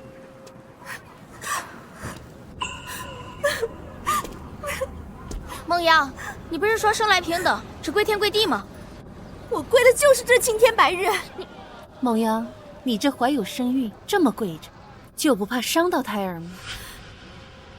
只要公主愿意为国公夫人继续煎药，我跪多久都愿意的。哎，听说是他救了世子爷，世子也想纳她为妾，公主不愿意，就停了给国公夫人的药，这么个事。堂堂公主居然如此善妒，不顾婆母，还真是蛇蝎心肠。公主若实在容不下民女自愿请离国公府，只求公主能够继续为国公夫人煎药。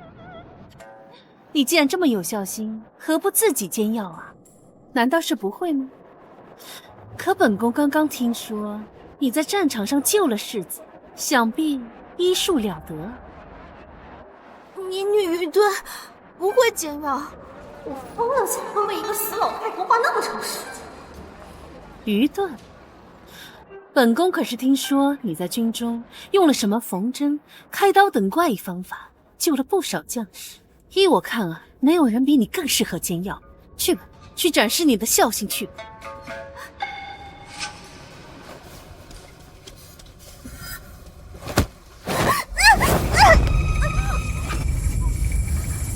沈之婉，你在干什么？沈之婉，瞧瞧你干的好事！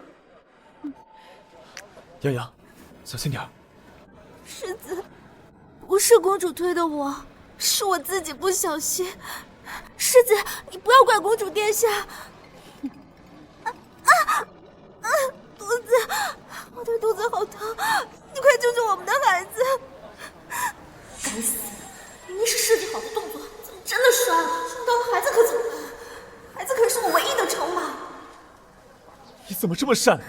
我都亲眼看见是他推的你，你还替他说话干什么？你不要说了，我这就带你回去。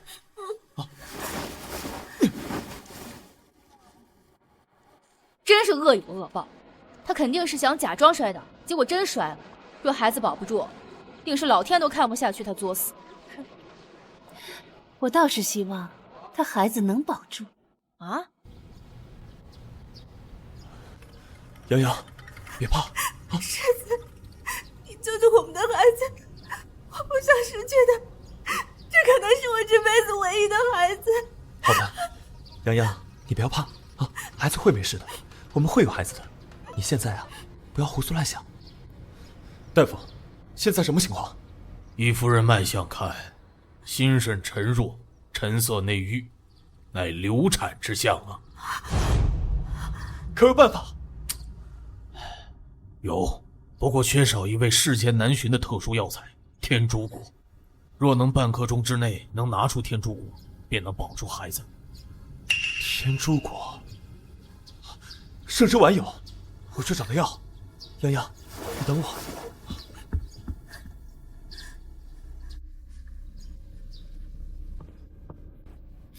世子殿下所来何事？我知道你有天竺果，快交出来。你推了眼，还得差点小产。如今大夫说了，只有天竺果才能保住孩子，快点把天竺果交出来。孟央都说是他自己摔倒的，你又凭什么说是我推的？再说，世子难道忘了我为什么会有天竺果了吗？你不要再拖延时间了，洋洋腹中的孩子在等着天竺果救命呢。你若再不给，别怪我不客气。不客气。世子当年落入冰湖，是谁下去救的你啊？我自母体带出的寒毒，也因那次愈发严重。哪有人？如果不是你害他摔倒，我也不至于来找你要天竺果。难道是我找人让他跪在我面前的吗？还是说我让他扑在我身上呢？世子爷，真是孟姑娘自己摔倒的。公主每到冬日便饱受寒冬之苦，没有天竺果，她根本熬不下去。如果不是你不为母亲熬药，她会特地来求你吗？这件事都是因你而起，是你害了她。区区寒毒，又死不了人，可她腹中的孩子等不起啊！天竺果在哪儿？快交出来！好啊，我可以给你天竺果，不过你得服下这颗毒药。3个月以内，你将每夜忍受寒毒之苦。你若服下，那我这最后一颗天竺果便是你的了。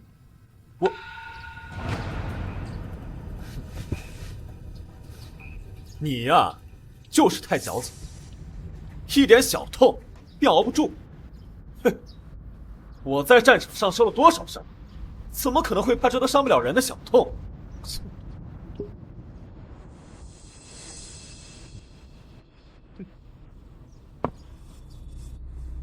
天竺果呢？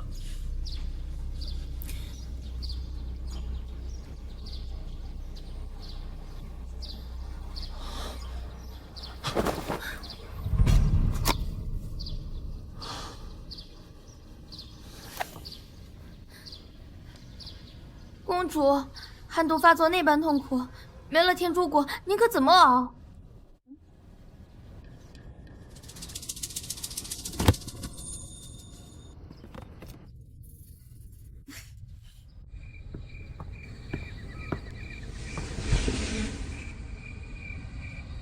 泱泱的孩子，总算是保住了。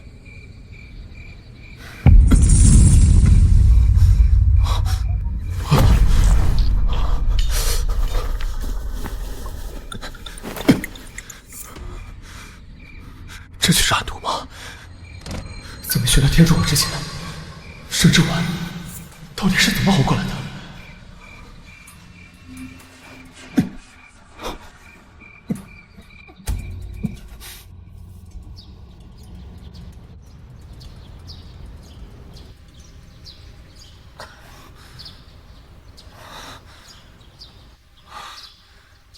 原来寒毒竟比刀剑之上难熬上百倍，我是不是该去跟盛之婉道个歉？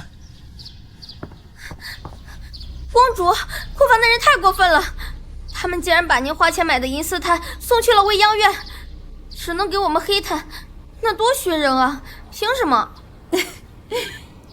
公主，您还笑，您不生气吗？确实有些生气。那要不本宫去文熙院质问一番？那倒也不必。但是公主，你以后真的都不管家了吗？那岂不是我们去宫中拿银丝炭都拿不着了？哎呀，这银丝炭没了，可以再买，毕竟咱们有的是银子。至于管家嘛，我是一定不会再管了，毕竟都要和离了，我还管那么多做什么？公主，您真的要和世子爷和离吗？当然，我之所以清点我的嫁妆，就是为了和离的时候方便带走。哦，之婉，之婉，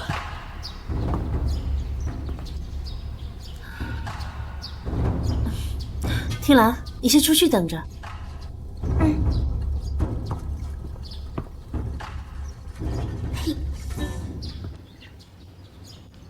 之婉，你真的想跟我和离？我没有言而无信，我是被人算计，我有我的苦衷。之婉，你能不能不要再闹下去了？之婉，你能不能不要再闹下去了？怎么，现在才开始幡然醒悟啊？上辈子我寒毒犯了，冷得受不了，还得卑微的请你赏我点炭。可这银丝炭分明就是用我的银子买的。我知你畏寒，取了些银丝炭来，让你夜里好受些。之婉，咱们和好吧，就跟以前一样。啊？哼，齐书信，你这装的还挺像那么回事儿啊。之婉，我发誓我跟你……行了，你还是回你的未央院吧，那里才有需要你一心一意陪着的女人。好，我就当你还在气头上，等你冷静些，我再来。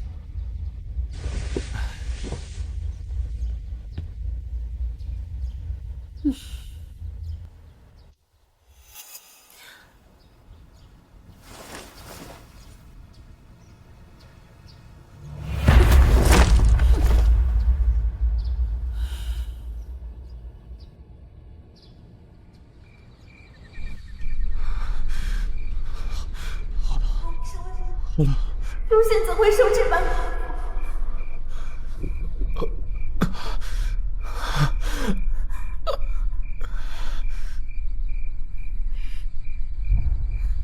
夫人已经答应拨银子给我开火锅店了，我一定会帮你撑起国公府的。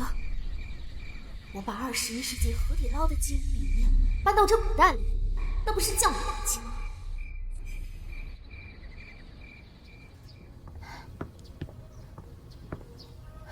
孟阳开火锅店，火锅店，什么乱七八糟的？他还让人给一个叫张大虎的刀疤脸送信。张大虎，他本是边关守将，后因战败落草为寇。哼，看来他终于是忍不住。看来他终于是忍不住了。我干什么？我可是公主，我可以给你们钱，我可以给你们很多很多钱。不要放开我！我不要的就是公主。是的。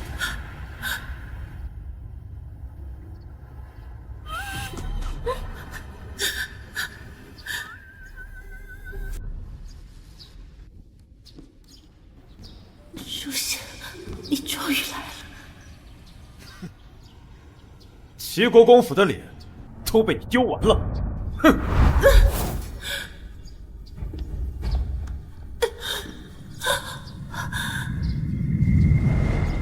这次算来了落空了。听兰，我们走。客人可是要品茶？我是要找商行玉。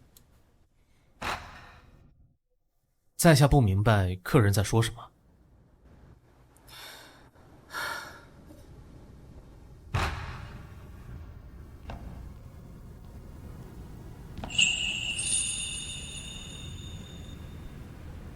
公子，是。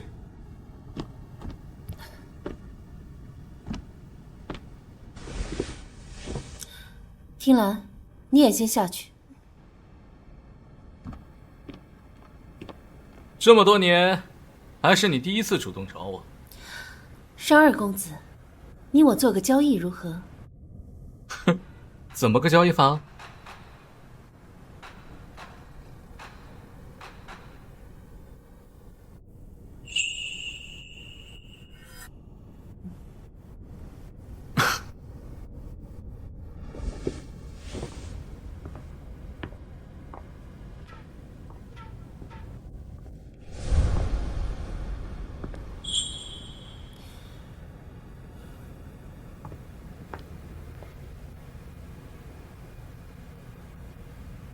我商行玉看上的，果然不是一般的女子。公主，夫人院中传来消息，说夫人昨日睡梦中有神仙入梦，想要公主今日去昭明寺还愿，咱去吗？那你说，咱去吗？肯定不去！什么神仙入梦？夫人明知公主未寒，还让您出城，肯定没安好心。去，为何不去？又是一出好戏。什么？昭明寺附近有山匪出没，他怎么会去？他去了多久？约莫小半个时辰，小的这就派人去追，应该还能追得上。且慢，借这个机会，让他长个教训。待他绝望之时，我再出现将他救下。让他明白，他能依靠的只有我。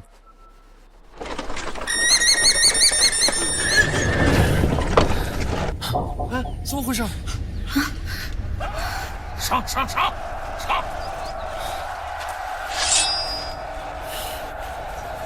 终于来了。怎么回事？公主，有山匪，别出来！上！手！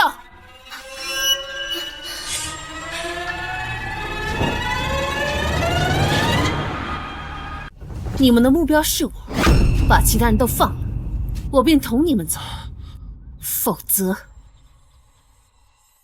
我便自尽。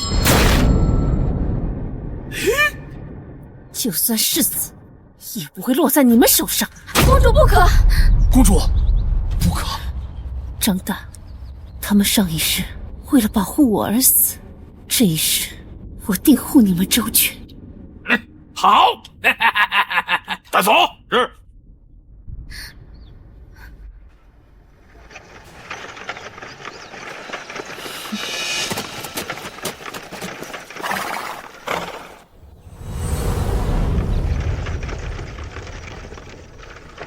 什么情况？貌似是遇到打劫的了。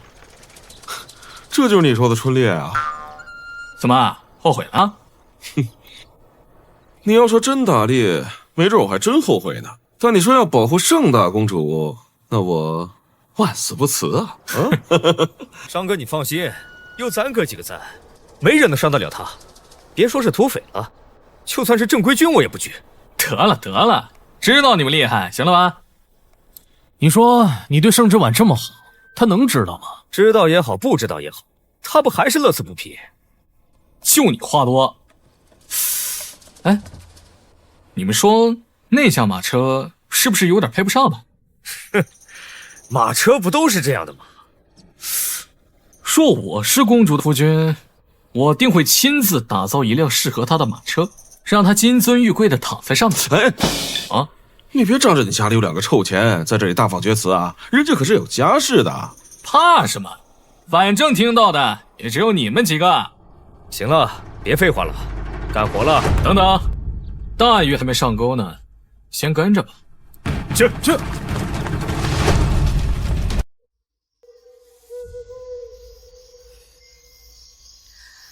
姐姐，要怪就怪你挡了我的路。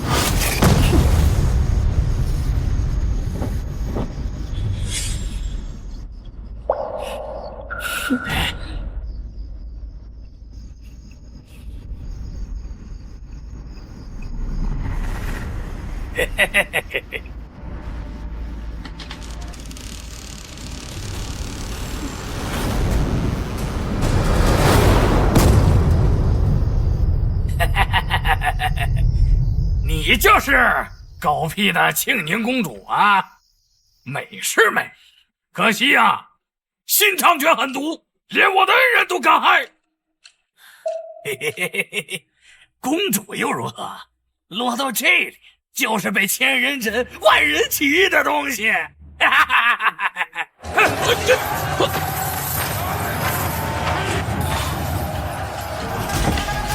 哈！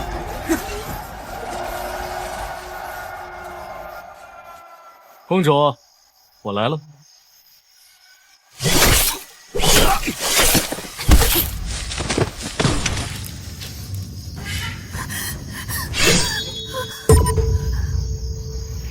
妹妹别怕，小心伤着。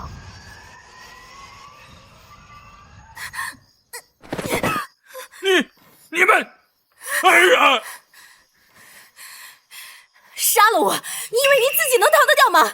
贱人，放了我恩人，有本事冲我来！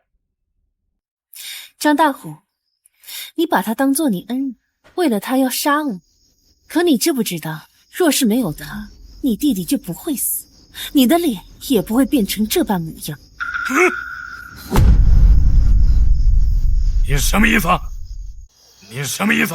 给老子说清楚，这话是什么意思？难不成我恩人还会害我？烧他娘的挑拨离间！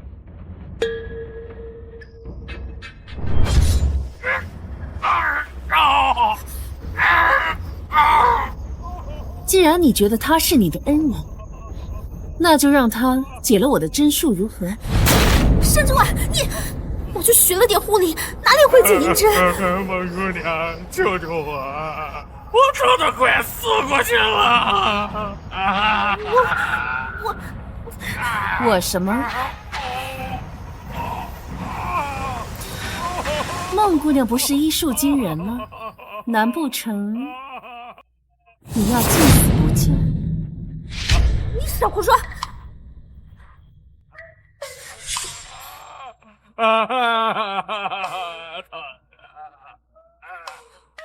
这要怎么解啊？学校也没教过啊！我姑娘，救救我！我快不行了！我快是……好，我马上。应该是这里。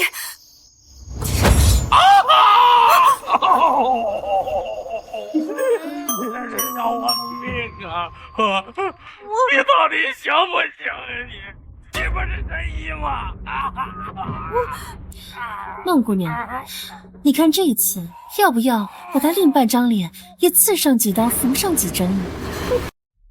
我还在想呢，吃几针哪有这么容易啊？你让我再想想。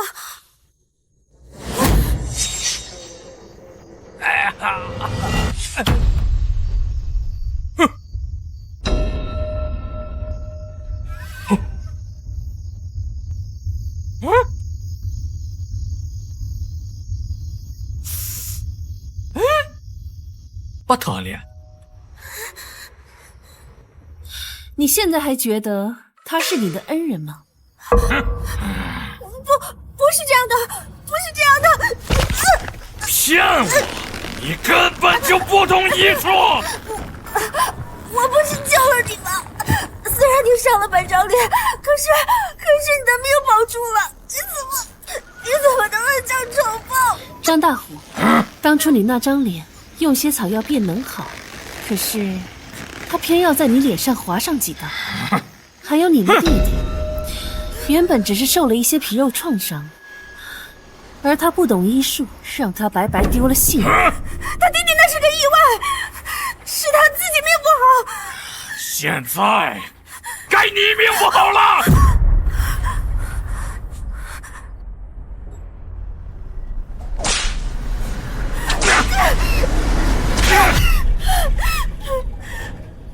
亏我把你当成恩人，对你唯命是从，你却骗我、瞒我，还害死我弟弟！我要你血债血偿！张大虎，你敢！我可是世子的女人。哼，世子！要不是世子轻信你，我弟弟也不会死。我为他出生入死。我错了，求求你放过我吧。公主殿下，我求你，我肚子里还有世子的孩子。我若不是提前准备好将计就计，你对我会有半分的心慈手软吗？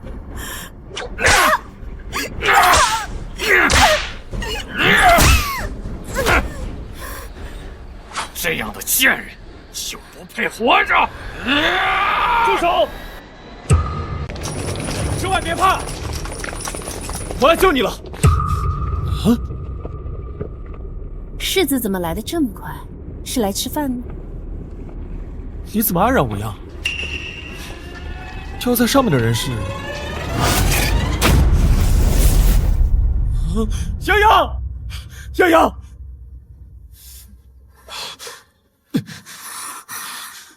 就在上面的人怎么会是洋洋？洋洋怎么会在这里？书仙，盛之婉，你舍弃洋洋！世子说话真是好笑啊！绑在上面的不是梦央，那世子你觉得应该是谁啊？我吗？我并非此意。你外出为母亲祈福，为何泱泱也会在这里，还身受重伤？师父，他是对你的孟娇娘不够了解呀！他跟公主是一伙的，他想要我的命，世子要为我做主。之婉，纳妾一事是我错了。这些年，我是亏欠于你，你要怪罪我，要罚我，我都认。可这是你我之间的事，泱泱她是无辜的。世子，你真是昏了头。我们公主何等高贵，怎会为了一个低贱的农女去做下三滥的事？就因为孟娘子几句话，我们公主在世子眼里就这么卑劣吗？世子如此，实在是太寒公主的心了。之婉，世子，我的肚子好痛。洋洋，别怕，别怕，我直接带你回去，你会没事的。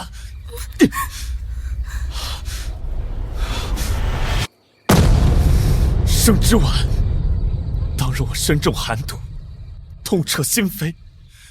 当我想到你所受之苦，我心更痛。我对你心有亏欠，可你千不该万不该动洋洋的孩子。是你把你我之间唯一的情愫给斩断了。我齐书宪不欠你的。来人，把世子夫人押回府。只要他不想走，谁也带不走他。商二公子，她是我夫人，我们的事还轮不到一个外人插手。你的夫人，你配吗？你说什么？你抱着小妾，把正妻当犯人押回去，如此夫君，你不配！你什么意思？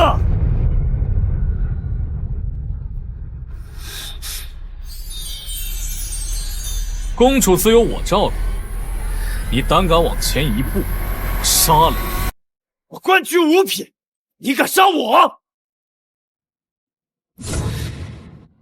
你看我敢不敢？之婉，跟我回去。世子殿下还是先回去吧，今晚月色不错，我还要赏月呢。盛之婉，你别后悔！还有你，脱离军营，竟然落草为寇，王我还想将你纳入麾下，这是孟姑娘的主意，也不能怪我呀。好，就因为她是一介弱女子，你们都往她身上泼脏水。来人，把她押回去，给我细细盘问。是。走。就这么走了？怎么，你吃醋了？吃了。你也喜欢那个小农女？不是她。那是谁啊？是你。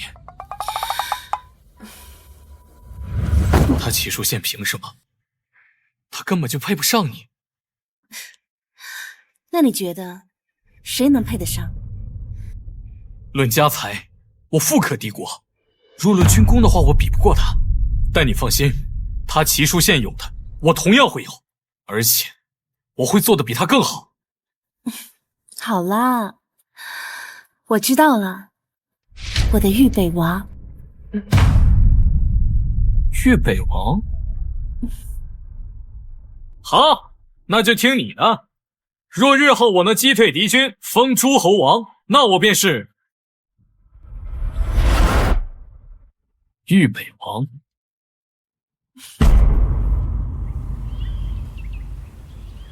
盛之婉太过分了，竟能伤及二公子勾结。孩子，我的孩子还好吗？洋洋，洋洋，莫怕莫怕，孩子保住了。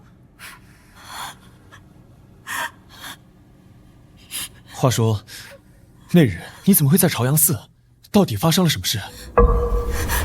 是公主，她想害我，想害我肚子里的孩子。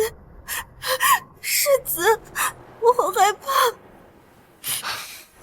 这个毒妇，连我国公府的血脉都不放过。她在哪儿？她要敢回来，我势必……世子夫人回来了。好了，洋洋莫怕，有我呢。我倒要看看她究竟要干什么。母亲，母亲，世子，你你快去拦着谢母亲，不要让她因为我让事情闹得不愉快。泱泱，你就是太懂事了。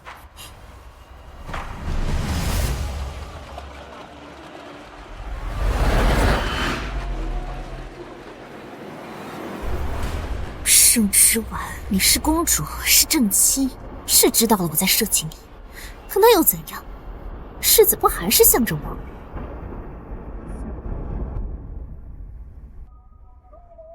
盛之婉，你还有脸回来？我可不是世子，嘴上说着一生一世一双人，可转头就跟别的女人风流流种，我怎么就没脸回来呀？我知公主因世子疼爱我而吃醋，可再怎么样，你也不能跟张大虎那样的匪徒厮混。你让国公府的脸面可往哪儿搁呀？孟姑娘这颠倒黑白的本事，真是令本宫瞠目结舌。若你是清白，为何你的簪子会在张大虎手里？为何他会对你那般客气？又为何他会为了你伤我泱泱？你还要装的什么？那世子呢？明知我有危险，可来的却是那般迟。怎么，有事耽搁了？还是说要来给我收尸啊？我自是耽搁了。那世子回来可有仔细盘查呀？这张大虎与孟姑娘可是一口一个恩人，一口一句赴汤蹈火，而我只是戳破了他的骗局。泱泱，他这话什么意思？你可有什么瞒着我？齐书宪，你蠢也就罢了，但你骨子里就是一个狼子野心之徒。之婉，书宪也是对你关心则乱，只是你与别的男人一夜未归，谁知道会发生什么呢？您这是什么意思？你与他人一夜未归，难免会对你的名声有碍。不如你把嫁妆交给书宪，他定会原谅你的。母亲这也是为你好啊。看来这嫁妆比你们的命都重。好孩子，难不成你要背着烂臭的名声，往后你又如何见人呢？公主，你不妨就说出实情吧。昨夜是张大虎强迫了你，我也可以为您做人证的。您是受了委屈的，想必世子肯定会原谅你的。哼，如今是你对不起国公府，你还摆出这副盛气凌人的样子给谁看呢？盛之婉，收收你的架子。好的，我明白了。你明白了，那就好，那就好。书宪他同意了。上了这个喜，此事便过去了。不必如此麻烦。之婉，你这又怎么了？方才还不是答应的好好的？公主一面说自己清白，一面又不愿受刑，可终究是一夜未归。你又生得这般花容月貌，我要是男人，我也会有想法的。齐书宪，你觉得呢？之婉，你告诉我，昨夜到底有没有？好，既然是非对错你自有评判，那从今以后，你我便桥归桥，路归路，我们和离。和离？不能和离！你的嫁妆，我不同意。这孟姑娘腹中已怀有世子的骨肉，这样一来，便可顺理成章的上位了。什么？齐世子居然有孩子了，还是孟九娘的孩子？若是不合离，这不是让公主给农女养孩子吗？够了，盛之婉，何必闹成这般？你不嫌丢人吗？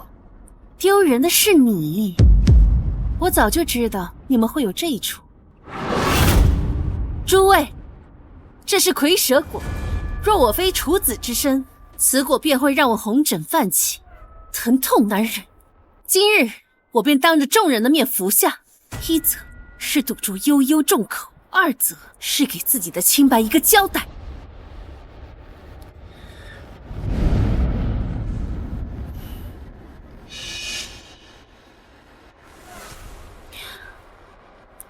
挺甜。你昨夜难道没有？诸位，齐国公府毁我清白，今日我自证清白，而齐世子管不住自己的下半身，该被轻贱的是他。之婉，就当是我错了，你原谅我好不好？我们回到从前去。你配你？不可能！你怎么可能还是清白之身？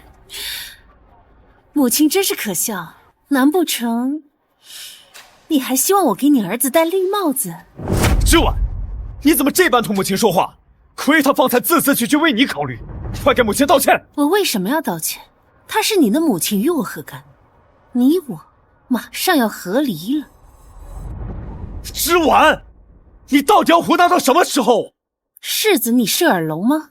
方才我说过了，我们和离，众人皆是见证。我说不同意，便和离不了，你只能是我的亲。谁说和离不了？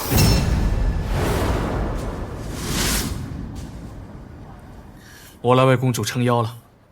商二公子，这是我国公府的家务事，还请你不要插手。说我非要插手呢？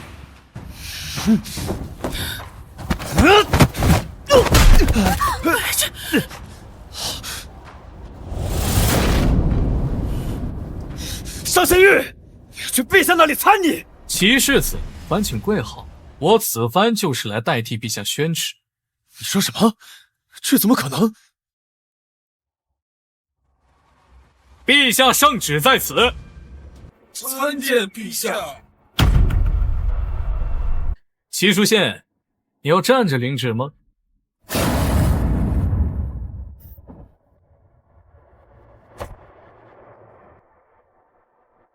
奉天承运，皇帝诏曰：之婉乃朕的心头贵宝，却在齐国公府一再受辱，既你齐家不珍惜，此婚事可作罢。钦此。不可能，齐世子，这不可能。领旨吧。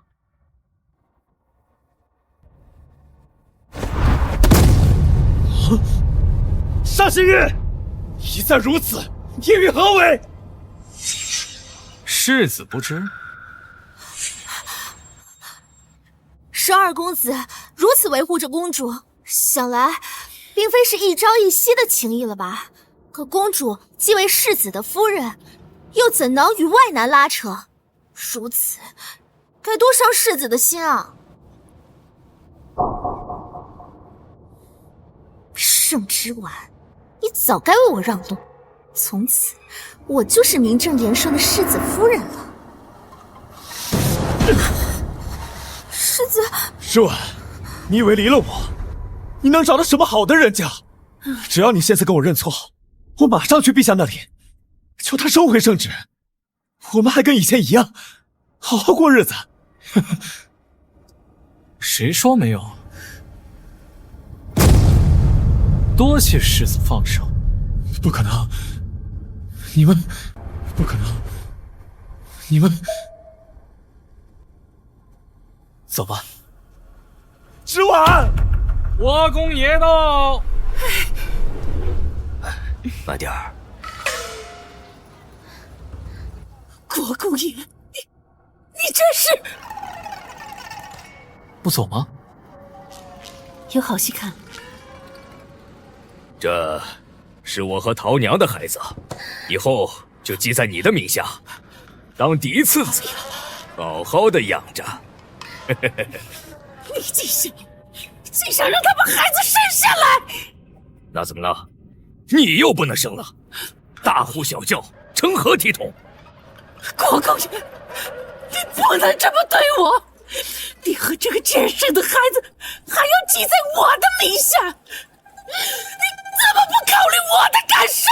身为主母，连个孩子你都容不下，度量如此狭隘，这要是传出去，岂不是贻笑大方？我不管，我绝不允许这孩子进门！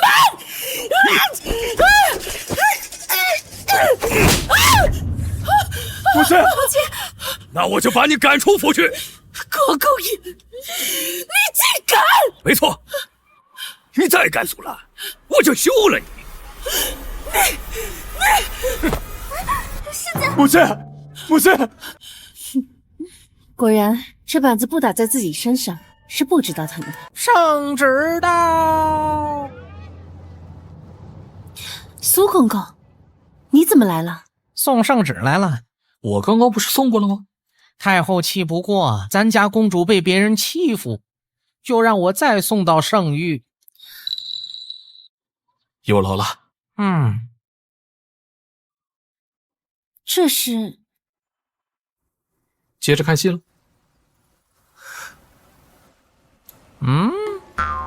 别装了，要装晕，接完圣旨后再装吧。这怎么又要圣旨？苏公公，这圣旨是何内容啊？爹，定是边关告急，圣上要我为国立功。怎么就转进来了？急什么呀？马上就知道了。宣圣旨，微臣接旨。奉天承运，皇帝诏曰：齐国公任户部官职，私自动用国库，使夺爵位。动用国库？你疯了吗？钱呢？要不是你把钱管得死死的，我又何必动用国库啊？及其崔氏与其女齐氏私自挪用公主嫁妆，不合礼法，收国公府。你这个恶妇，连公主的嫁妆都敢动！现在我们连住的地方都没了。爹娘，别怕，我还有军功在身，军功在身呢。你，齐书县虽有军功在身，却在军中错信农女孟央，致众多将士无辜惨死，其罪难逃。齐家上下发配岭南，农女孟央勾结山匪，其罪当诛，明日斩首。诸位，接旨吧。母亲，都什么时候了？别装了！母亲真的晕了。师姐，我不想死，你快救救我！都怪你！头娘，有没有人呐？都怪你！有没有人？好戏也看完了，走吧。有军功在身，我来打我！都怪你！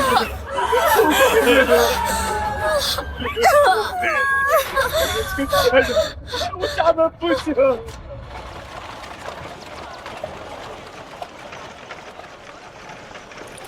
商二公子，无需这般盯着我看。以后我会亲自给你打造一辆适合你的马车。谢谢商二公子。昨夜以及刚刚的谈话，绝非笑谈，字字句句都是我的肺腑之言。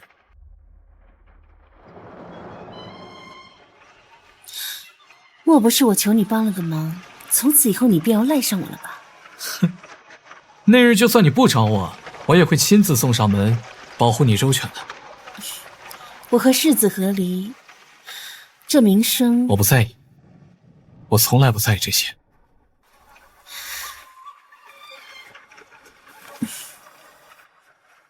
你有没有想过，万一我是利用你的呢？